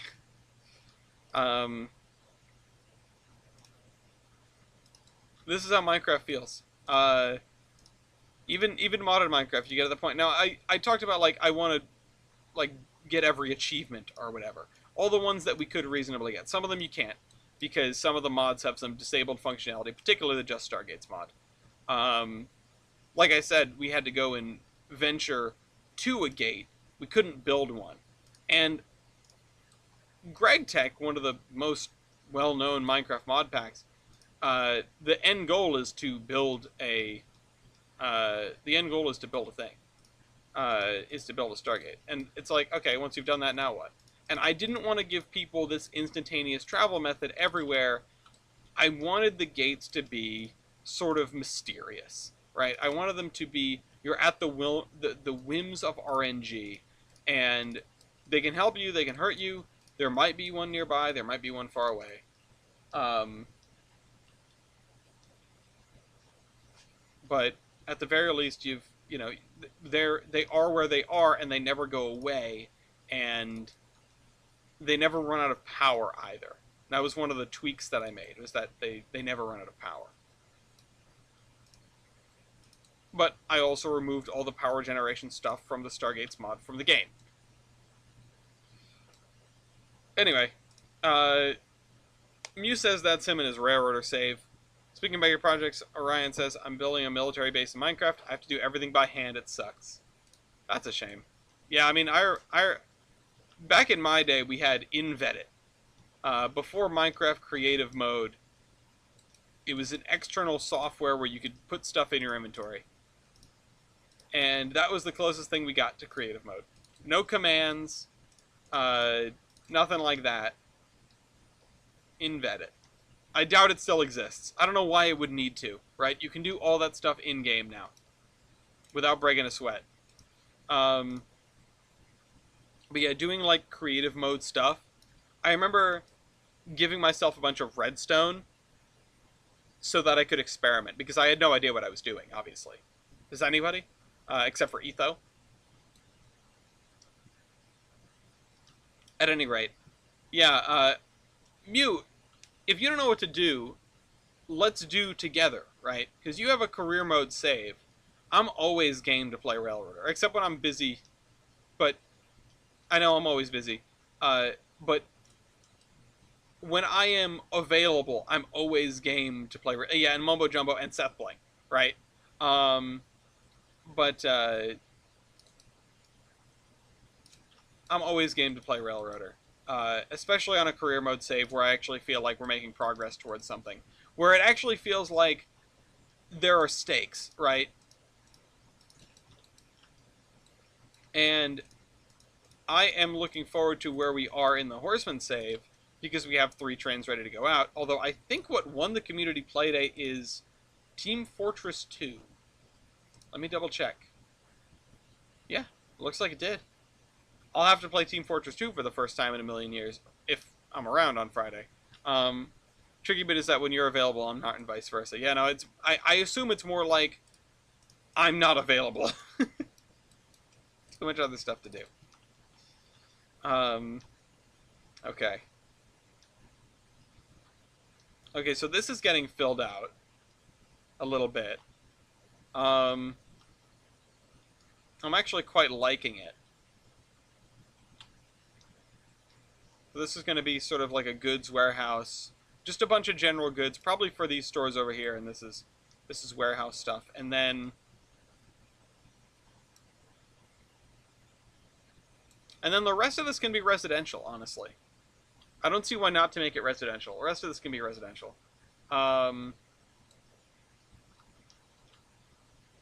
There's this, which probably needs a buffer. Yep, right there. And I don't remember what my goal was here. I think this was going to be like an ice unloading track. Of some description.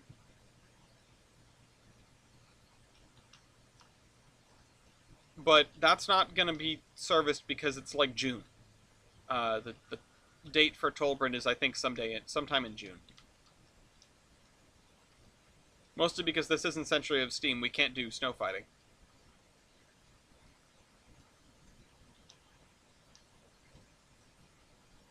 I'm just happy with this. I'm happy with this area. I'm happy with this area. And the fact that we've made it, the scenery is making it down in this direction. Is kind of exciting, right? Because at some point this and this are going to touch, and I don't know what's going to happen. Just pandemonium, right? Cats and dogs living together. Mass hysteria. In seriousness, though,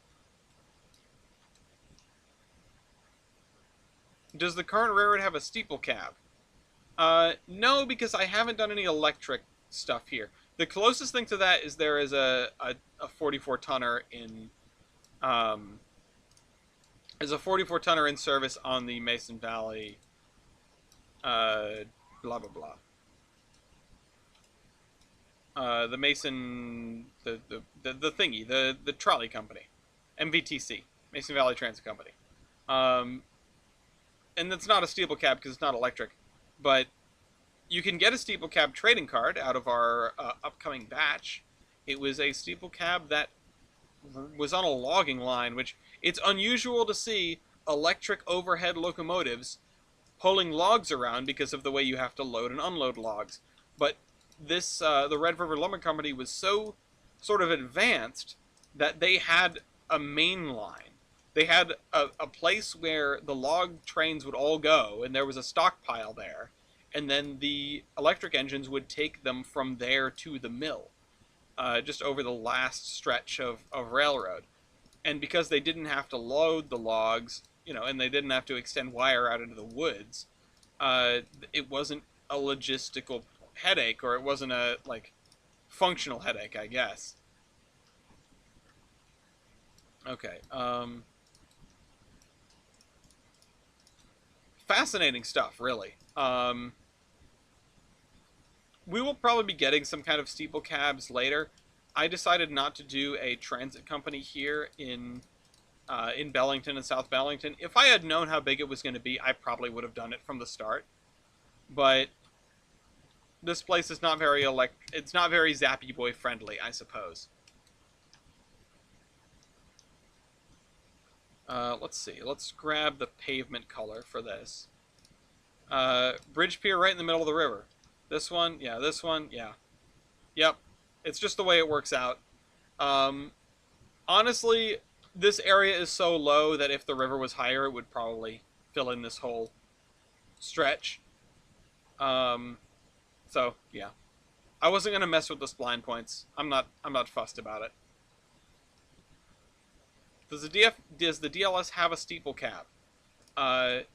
I'm not going to commission any, so if it's on the DLS, we're going to use it, and if it's not on the DLS, we're out of luck. Maybe Bellington had trolley lines taken over by buses. Yeah, that's sort of what's crossed my mind. That would be the most likely scenario to me, is that they had a transit company and it is now a bus company.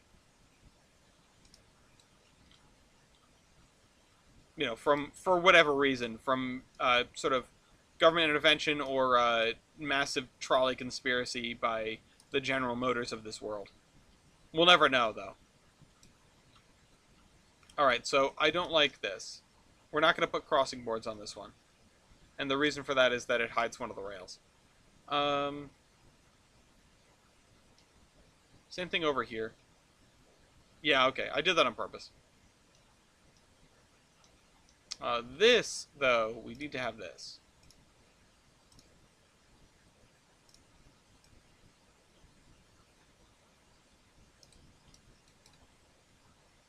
Or should we just replace it with that? Yeah, okay, hold on. What if I do this? There are some TDW error. It says there are some steeple cabs on the DLS, but they're not great quality. Yeah, well, that's okay with me. I'm not that picky.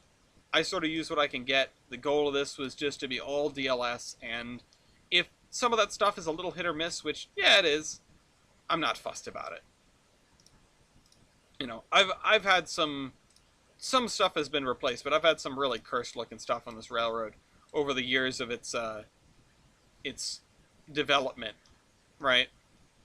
So, what's one more weird looking dude? Does the DLS have any good ATSF steam locomotive models? I'm trying to find out for the Rocky Mountain Steam Program, because it's kind of weird UP&SP locomotives on a BNSF sponsored program. Well, if you want to go with the real life equivalent, right? I can't remember which locomotive it was, but it was not a BNSF engine, and BNSF said, hey, you can run that, we'll pay to have you run that on our railroad or whatever, something like that, as absurd as that sounds. But you've got to paint BNSF on the tender. And the group said no, and then the locomotive doesn't run. I don't remember which locomotive it was. I wish I remembered, but uh, that's food for thought, right? If you're gonna have, um, if you're going to have Bankment double 5-meter, okay. If you're going to have this BNSF sponsored Steam program, consider doing a little bit of reskinning. It might have been SPNS 700. Might have been. That sounds right, but I can't remember. I know it was in the Pacific Northwest. So I can't speak to that. I can't give any more details than that. I don't want to speculate because I don't want to give out misinformation. But I understand that there was to be a Steam program, or there was to be a Steam program that was going to be sponsored by BNSF, so long as they put BNSF on the tender. They didn't want to do it, and that was the end of it. I think it was before. If they were fine with doing it for 4449, why couldn't they do it for 700? Didn't 4449 run employee specials with BNS emblems on the pilot? That's a good question. Maybe they did. I wish every track had a little embankment to it. I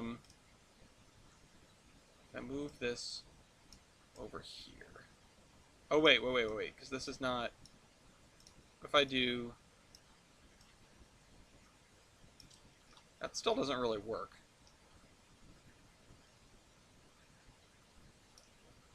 Okay, hold on. Let's use the... I need to get this to work. Embankment grass. I don't want it to be grass, though. Hold on. What am I doing? I don't want it to be grass.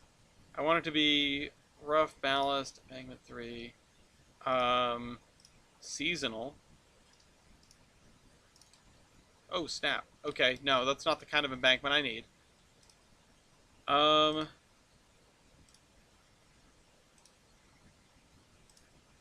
Wall A, one side. Now, what about the thing I have over here? 4449 did run some employee specials over Stampede Pass, and she was painted black for it. Interesting. Yeah, it would... SPNS 700 sounds right for the story. But the point is, yeah, once again, the point is, if you're going to do this, food for thought is that BNSF might have asked to have this stuff lettered for them. So, yeah, it makes sense to not have stuff that's lettered for your rival company, at least, right? It doesn't necessarily matter if the company in question is defunct, like the Southern Pacific, right? But having a, if BNSF were to have 3985 on a employee special or something, they would probably not want it to say Union Pacific on the side. Just my 2 cents,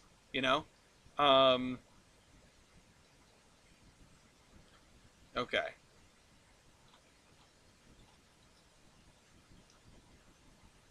Okay, so that's fine. That's fine. This bridge we have to do at some point. We have to do some more of these intersections too. I'm just not excited about it. We almost have all of them done though. Let's do this one. Let's do it. That's all it takes, All it takes is pull a Transport Fever 2 and name it Onion Pacific.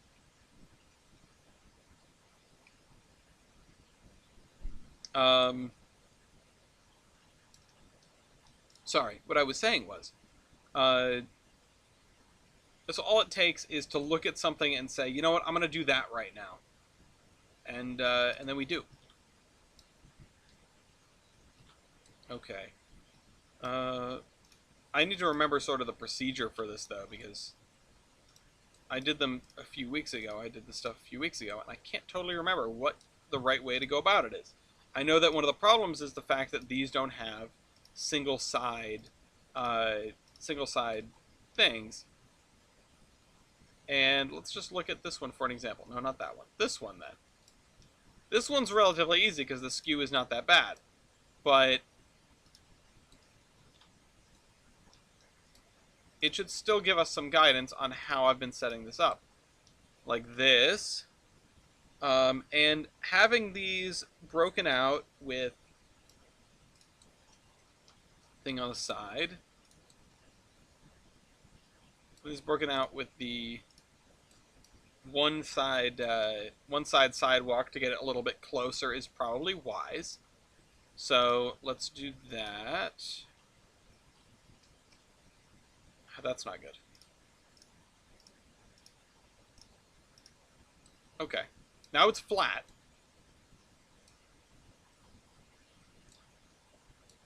And we can grab a spline point there. Straighten this. Nope, it doesn't need to be straightened. Okay, it was fine. And a spline point here. We're actually going to want to scoot that closer. Once we do this, once we get the one-sided... There it is. That's... Nope, wrong way. Okay, so I have to pull towards me for down the wrong thing. You know, I don't know how I survived an NPS without the power of Control Z. I feel like maybe I played too many games that are just, like, unforgiving is not the right word, but that don't let you do Control Z. Maybe I was made in Halo 3 Forge, right? Where there was no undo, and everything you did was final. And if you screwed something up, too bad, build it again. Miss those days. Not the difficulty of them, but, you know, the nostalgia for the era in my life that represents. And these S12s do revenue freight makes from Railfan Chaos.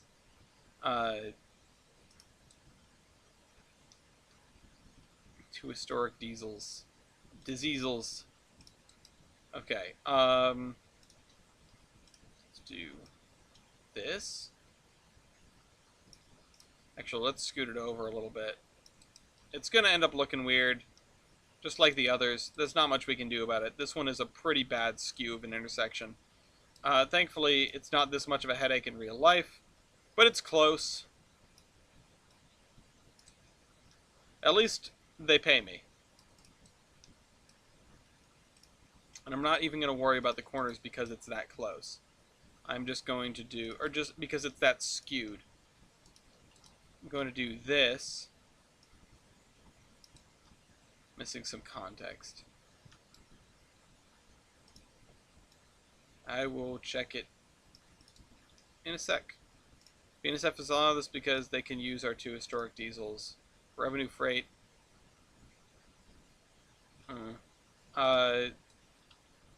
Back in my day, I had Alt F4. I mean, that is a solution to your problems if you just want them to go away, right?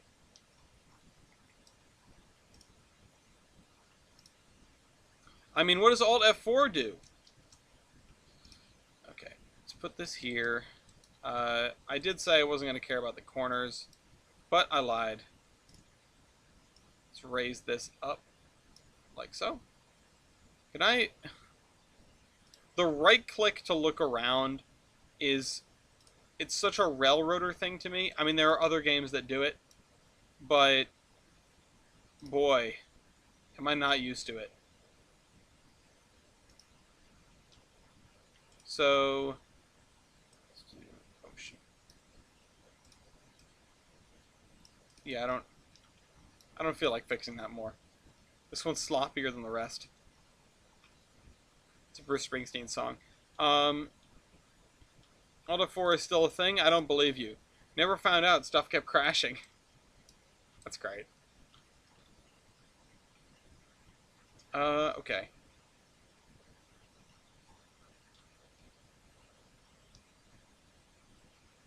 That one, I mean, this one, I was about to say this one looks really good. It's basically the one we just did. We did this one, which does not look really good, but it's sort of the same deal. Then we have to do this one, which I very much don't feel like doing right now. And this is a dead end. Like, this is intentionally broken. right? It's only preserved because UP offered Portland a steam locomotive and the SPNS didn't like that. That's pretty funny. So there is some UP lore regarding SPNS 700. It's just not what we were talking about. Okay, and here's my smattering of buildings, right? We were talking about this last time. It's going to be a while before we get to this area. But, oh, my shoulders. It's going to be a while before we get to that area, but ultimately we have those things laid out. We have our physical pick list built. And I should maybe just finish this campus. That would be a nice way to round out today. I mean, it's 9 o'clock. We've got an hour left. I don't know exactly what to do in that hour, but if I can work out the campus of the power station, that wouldn't really be a bad use of our time. It would feel like an accomplishment. We get the hospital done, which I like the hospital. I like the way that's set up, and I like the fact that they have a gazebo where you can sit and watch the motocross races next door. That's very kind of the that's very kind of those neighbors, right? If you're committed, you can't go to the race regularly, but you still want to see Ricky Bobby. Okay, this is going to be, let's use this dirt color up to that gate. And then we're going to use the gravel color for inside the transformer area. I know this is I almost called it a substation. It's not really a substation. It's just like a station. It's a power station, right? The substation, is it called a substation because it's not a power station? Or is it called a substation to imply the existence of a DOM station? And actually, something that came up at court today, the existence of a sex offender registry implies the existence of a sex defender registry. And I would wonder what you have to do to get on that. I bet Isaac Newton would be on that. You have to, like, be a virgin for life or something. Ew court. Don't ew court. Court, there's nothing worse than court except for no court, right? I've actually really been enjoying my time on jury duty, like I mentioned earlier. It has been completely exhausting, but it's been really interesting. Grand jury service being what it is, a new case every day. It's sort of like watching Law and Order, except I get to participate.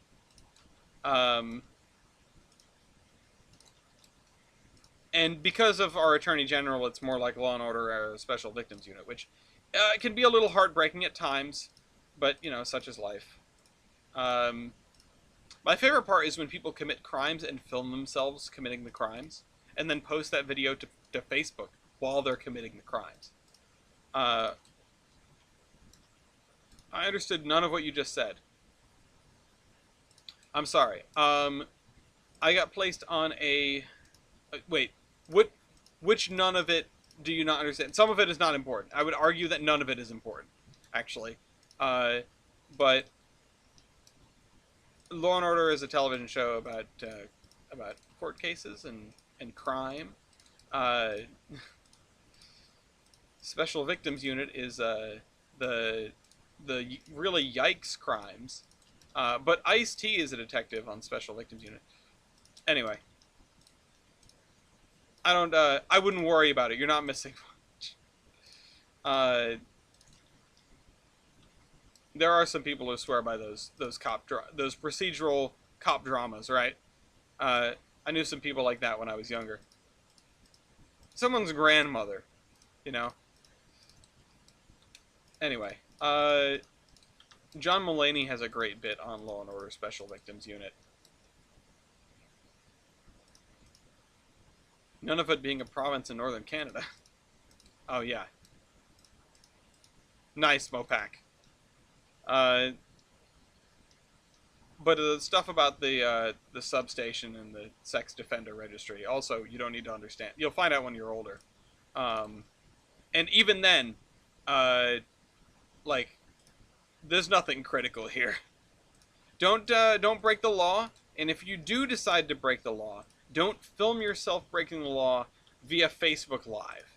It generally doesn't go well after that. Okay. So we got grass, right? Grass is such an important piece of our repertoire here. Being a sex offender is bad, yes. But does that mean that being a sex defender is good?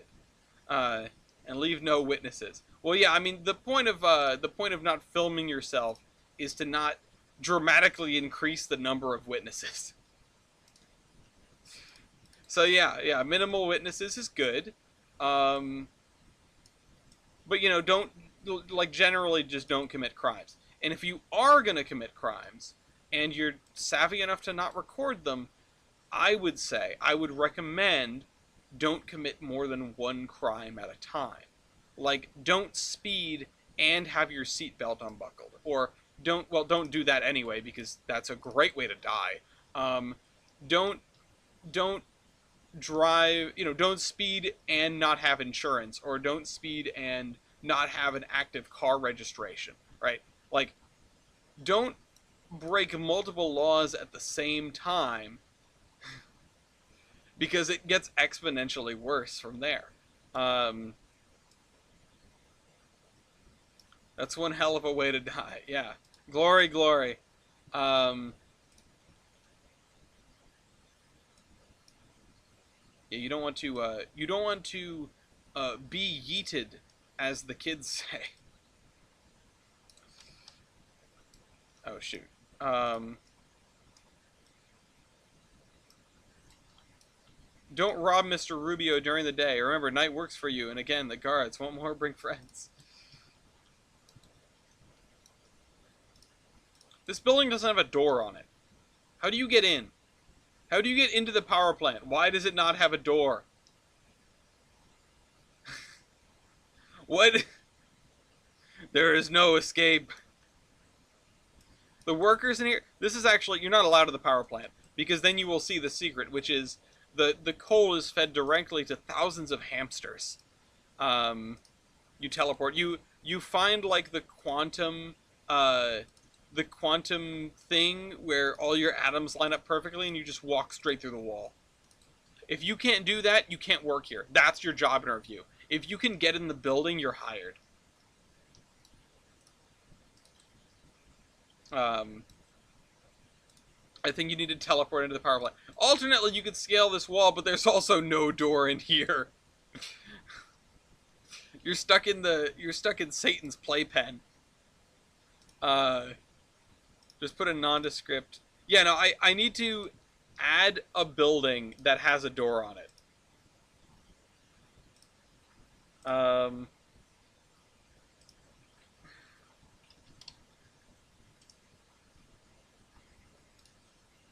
Not an office building. I don't need that.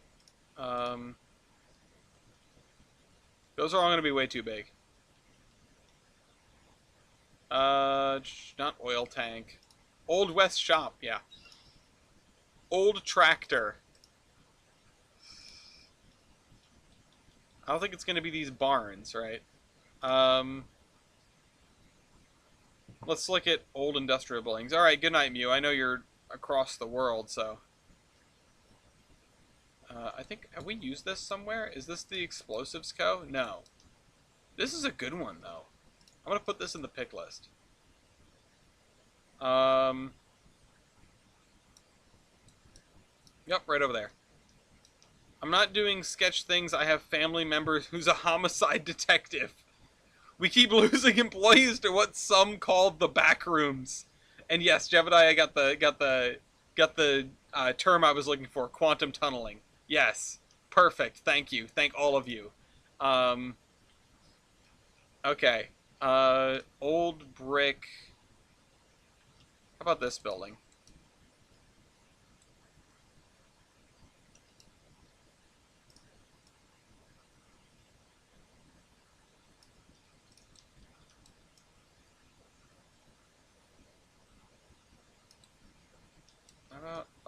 Oh, shoot.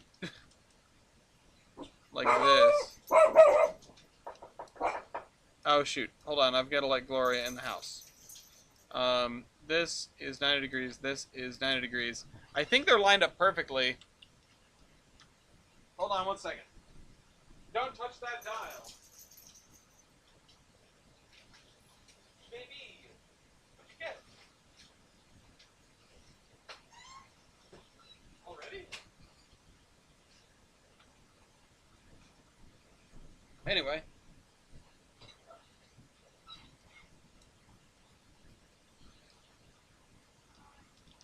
Okay. I still feel like this is slightly misaligned. Like this building was designed on a slant. Yes, it was. Okay. Hold on. Let's go. Oh. Oh, that's why. Well, it still is. Still doesn't help. Unless it's got to be 270. There we go. The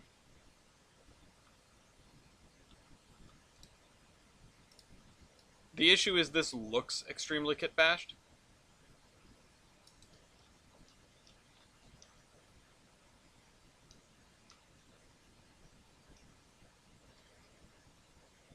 Yeah. Unless what I want to do is scoot. Oh, shoot. Come on, stop doing that. No. If I want to scoot this over and make it its own distinct building, and then connect the two with some sort of passageway looking building, like there are a lot of those old warehouses that. Okay, let me see if I can find it with the search filter. There's like the warehouse kit buildings.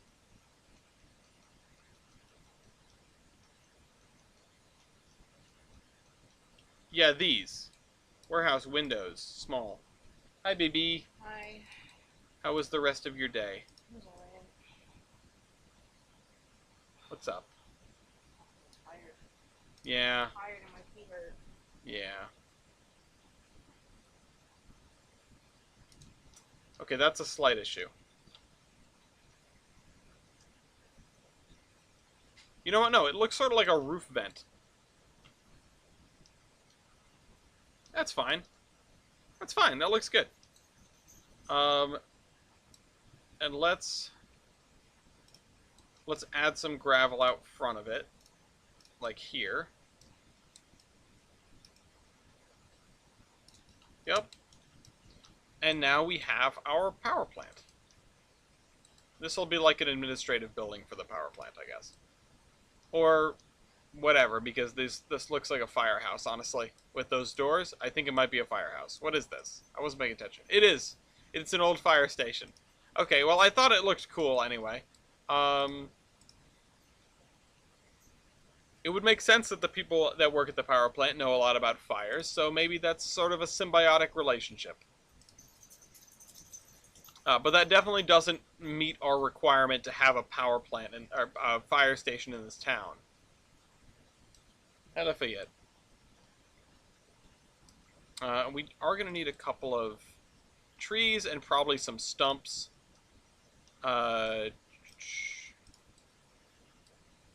This. Put it here. Put her there, pal. That isn't actually the tree I wanted to put there. I wanted to grab one of the red maples, but that's fine, and we'll throw a couple of broadleaf trees in here.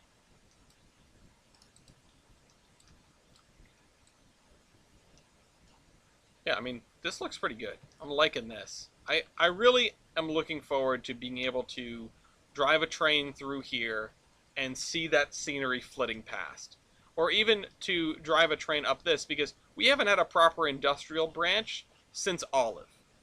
And while I like the industrial branch in Olive, not only does it has its problems, it's also very short. Could only be like the brewery in Tennessee where they have their own fire trucks. Oh, that's interesting. I didn't know about that. That's cool. Yeah, this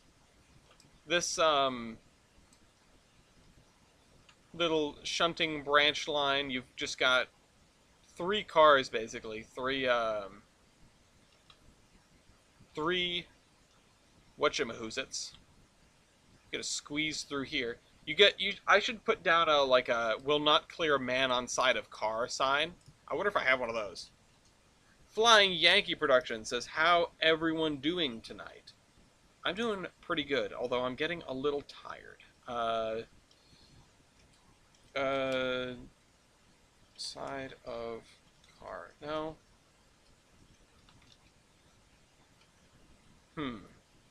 What if I sign? What if I just say sign? I'm gonna find all sorts of semaphores and things like that. That's less than ideal. Also got these. Sign. Stop ahead. It would probably be...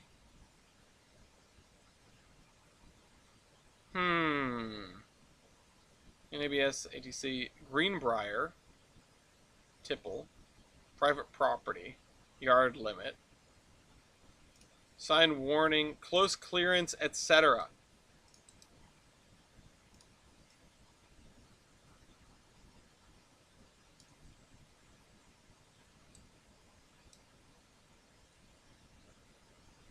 Perfect. I didn't think I'd be adding something to Olive today. That's the last thing that was on my mind. Multiple industries. I dare you to add an angle nook. Here's the thing. That is a... Also, isn't it Inglenook? But either way, that's like a defining item for a lot of people in terms of that's like the switching layout, right? That and a time saver. And I'd like to think that I am keeping things interesting by doing, sort of everything but, right? Not everything but intentionally. Angle nook, layout. Let me look this up. Oh, no, sorry, yeah.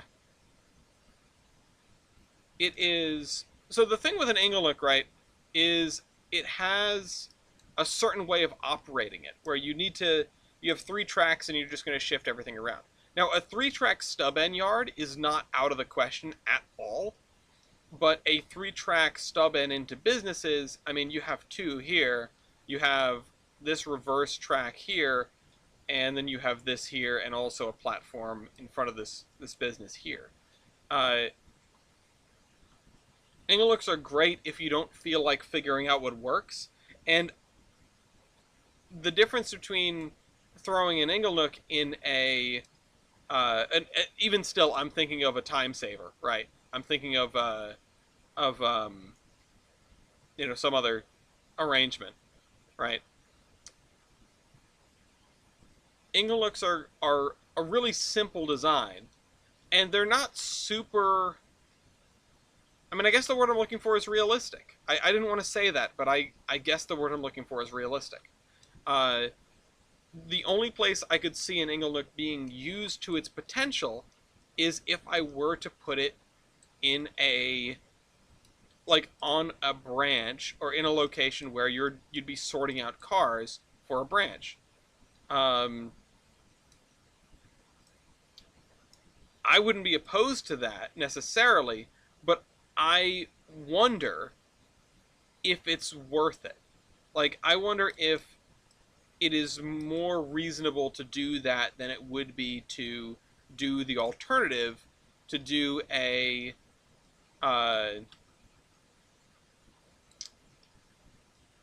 to just sort of go with the flow, right? Flying Yankee says, I noticed PN website says the public Saturday meetings are from 12 to 3:30. Just curious why that is. So there's been a little bit of debate. This is a longer answer than you would have expected to get. There's been a little bit of a debate as to whether we should advertise noon to 3:30 or noon to 4 o'clock. I know that people are worried about, like, individuals in the club, members of the club, have expressed that saying noon to 3:30 makes more sense because that's the last time we want people to show up. Other people have said that, your average person is going to understand that and is going to come sometime before close. Like, we're not the grocery store here. People aren't going to try to sneak it out of the wire. So it says two different things in two different places. What it really means is we're open 12 to 4, last entry at 3:30. Not that anyone's ever going to enforce that. Um, it's one of those things. We say, like, our open hours are 12 o'clock to 4 o'clock. If you show up at 3:55 and the doors are locked, it's because people are done. you know, uh, everyone wanted to go home, and that's not the rarest of occurrences. But the idea is, or, that's not the rarest of occurrences that people lock up early. I feel like someone showing up at 3:55 and expecting to get in is a much rarer occurrence than that. Than people going home early. Uh, so, out of an abundance of caution, in some places it was put 3:30. I think that was just like preference of the guy who runs the website versus preference of the guy who runs the Facebook page versus whatever our hours are reported on Google, whoever set that up. It's the kind of thing where if somebody calls me, and my phone number is publicly available on the Facebook page, I think. If somebody calls me and says, "Oh, what time are you guys open?" I'm going to say 12 to 4, and I will usually caveat 12 to 4, last admission or last entry at 3:30. It never matters. It doesn't make a difference. It is just nitpicky. It's, to be completely honest, it's just nitpicky boomers that are worried about this and that. You're welcome. It's a good question. It's a good question because it didn't even come up that long ago. Somebody pointed out that was a difference in the thing, in one of the business meetings, and my response was just like, yeah, so what? Like, I I don't think that half an hour is going to make that big of a difference. I don't think we need to put 4 o'clock everywhere, especially if people are going to get concerned about what does that mean? Does that mean people are going to show up at 3:55 if we put 4 o'clock? No. Like, come on.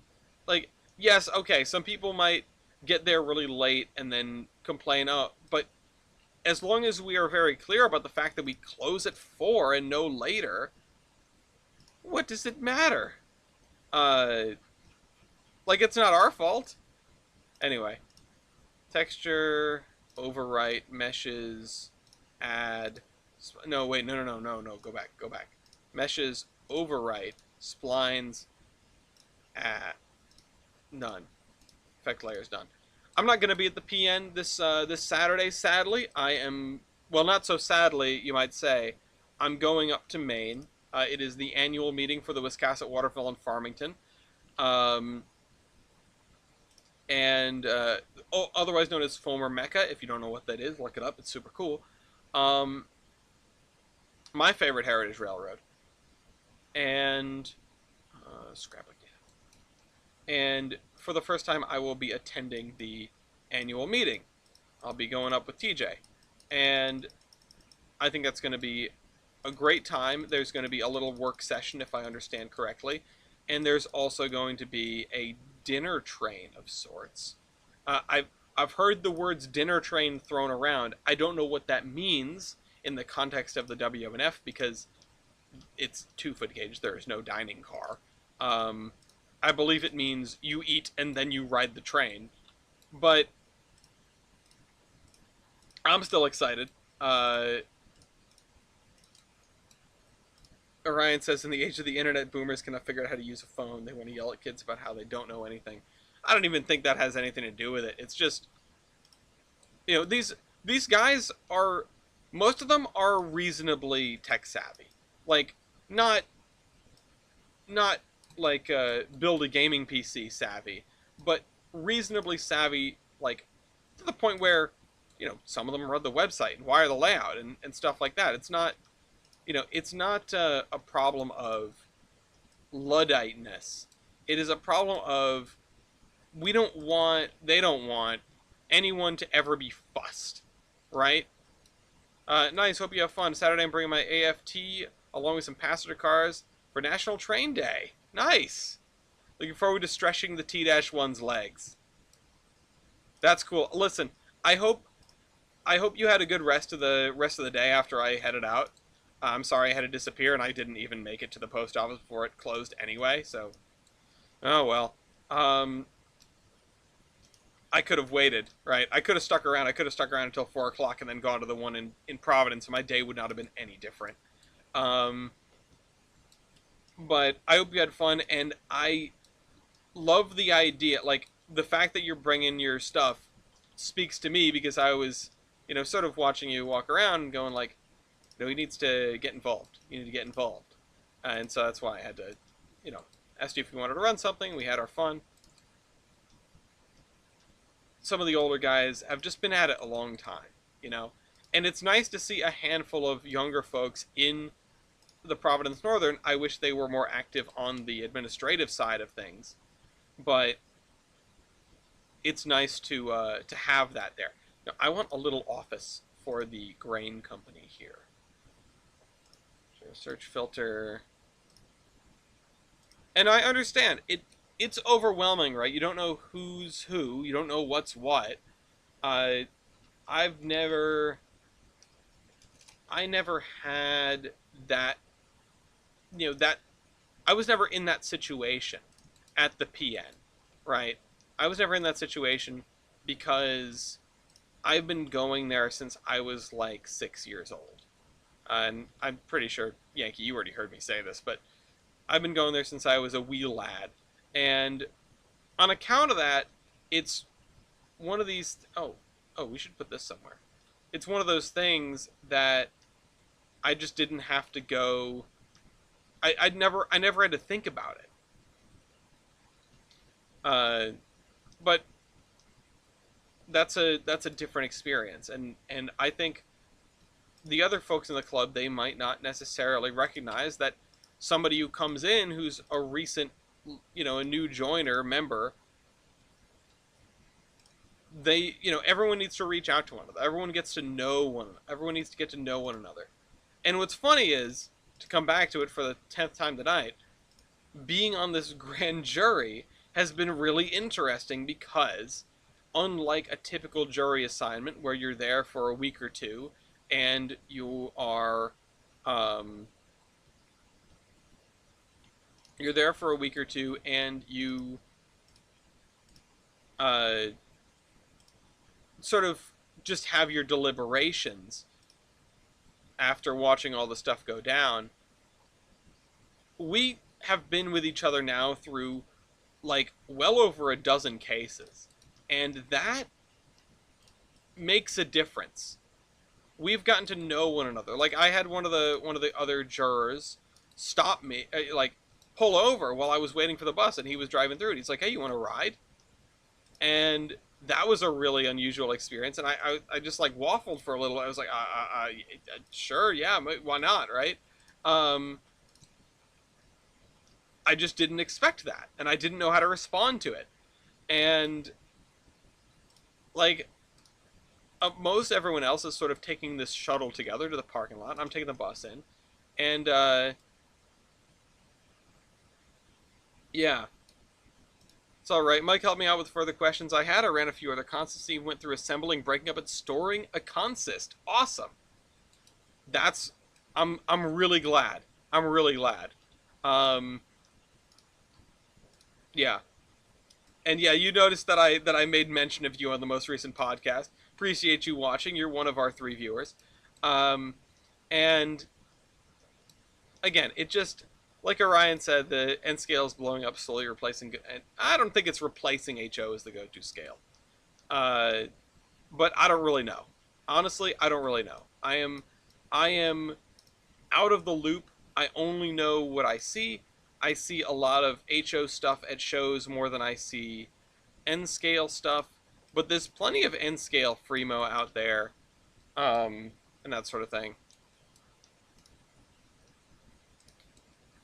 So, I don't, but I definitely don't think the hobby is dying. I think, I think the people who think the hobby is dying are getting too caught up in their own fearfulness of the modern world. And yeah, like stuff goes down, right? The whole thing with Hattons was a catastrophe, but you still have new companies coming into being. You have Scale Trainz coming into being relatively recently, and they're doing good. Like they got the MTH stuff. They're going to be releasing Steam engines. They've got their other stuff. They are, you know, making modern model railroading in a way that we haven't really seen, uh, because they're being multifaceted. They're uh, the acquisition of Virtual Railfan is really really interesting to me because it means they're going to be able to reach an audience in a way that model train companies, I'm not sure I've ever really tried to do. Um, that's really only possible because of the modern world. It's fascinating. They should stop pricing into the 400 plus, but people are buying them. Uh, the best thing I've heard is the hobby isn't dying; it's just changing, and we aren't used to that. I mean, that's not an unfair statement. That's not an unfair statement at all. From tip to tail, right? The hobby is changing. I mean, in some respects, the more things change, the more they stay the same. Uh, in some respects, the hobby is what it always has been, with like cooler toys, right? But like the market is changing, the demographic is changing. Uh, you know, it's I feel like even then, it's not even so much that the hobby is changing; it's that people getting old. Uh, like I don't disagree with the fact that the hobby is changing, but uh, at its core, it's still, you know, build a table and run the thing, right? Uh, the people that make up the bulk of it, or a generation of model railroaders, are seeing a new generation of model railroaders, and some people are a little curmudgeonly about it, and some people make it difficult to get into clubs and this and that and the other thing, and it's just things will go and things will come. I don't think it's dying. I you know, it's not dying, and no one's used to change. Yeah, no one's used to change. Okay, so we've got our little office here. Oh shoot, I didn't put a way into here. Um,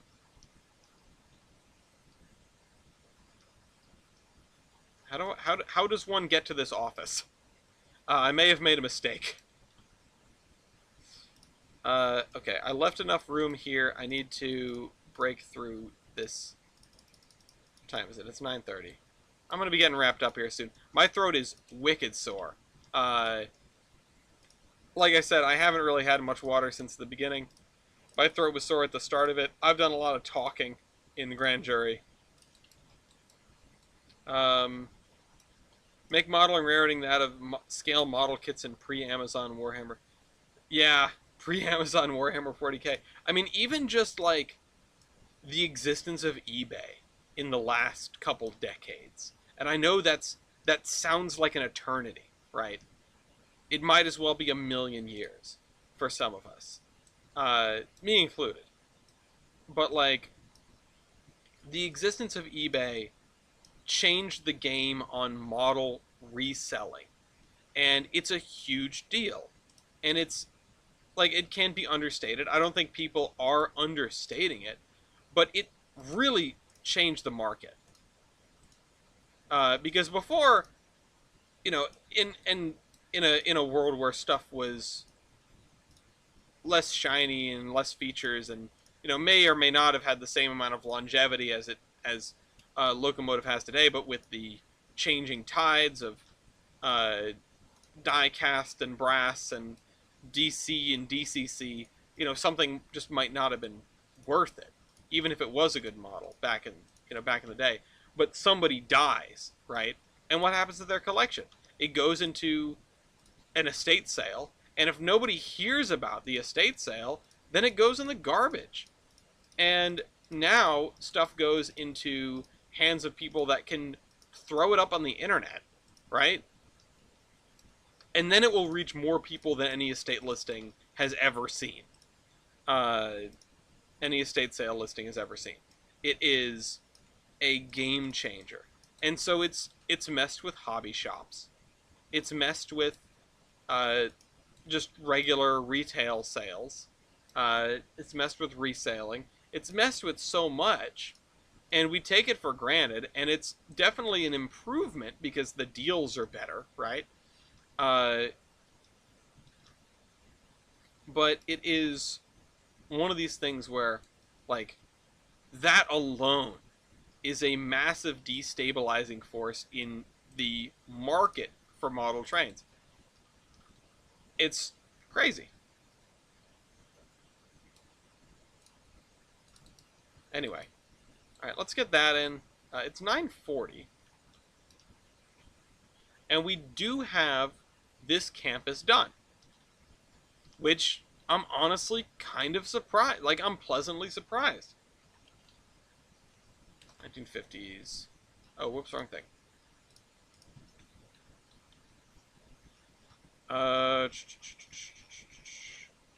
Where's the...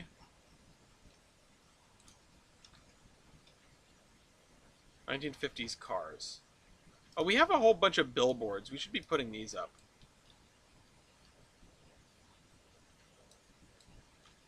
I don't know where. I was going to put one here.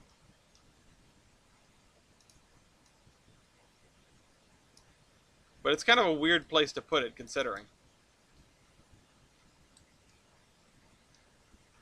Might be just me. I got tired of, like, go used if you can't afford it. Like, seriously, that's supposed to be an option. Not, what? That's supposed to be an option, not a first car.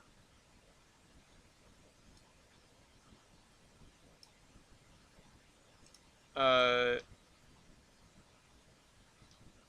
don't know where to put this. Should I put it over here? Put it over here. Yeah, that works.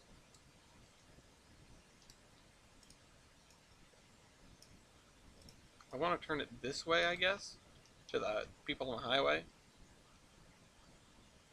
I forgot we had all those. Park 1950s cars. Let's just go with number 1.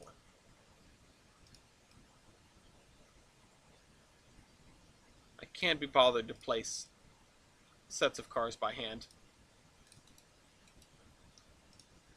I mean, how many people work here, do you think? Correlation that typically most first cars are used junkers. Right, I suppose. Or hand-me-downs, or, you know, they don't have to be junkers. My first car, I still have.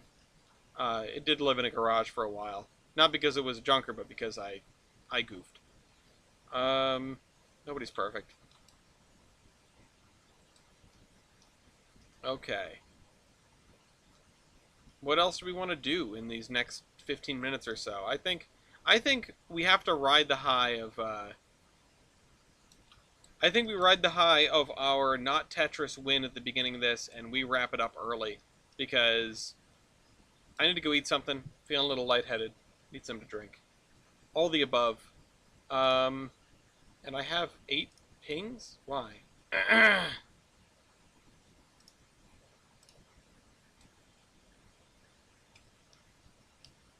DM groups be like, ask for more features in COS. Yeah. Well, there's only one feature that I really, really want, okay? There's only one. And people that have known me long enough know exactly what that feature is. Tyler, I know you can hear me out there somewhere. I want to be able to die in a boiler explosion. Let me blow the train up. That's what I want out of Century of Steam. That's the mod for Railroader, where if you run out of water, it sets your it sets your locomotive durability to 0, is one of the best things I've ever seen in my life. Like, yes, it's not big kaboom, and I have not died, but I feel like you could fix that. Play a sound effect, right? Play a sound, like, especially if you're in first person, play a sound effect, and if you are within a certain radius, just teleport you, like, back to the beginning of the game. Like, not like reset the save, but teleport the player away. So it's just like you having died and had to respawn. It's like buckshot roulette when you shoot yourself in the face. It's just like one moment of and then it goes black. Uh, okay, we are getting to the point where I should focus on this right here. I put D. I think that might supposed to be an O. It might supposed to be an orchard. But we have it up to here, and then we have our graveyard, our hospital, and then we just need to start working residential, which is scary to me because, God, I've done too much of that.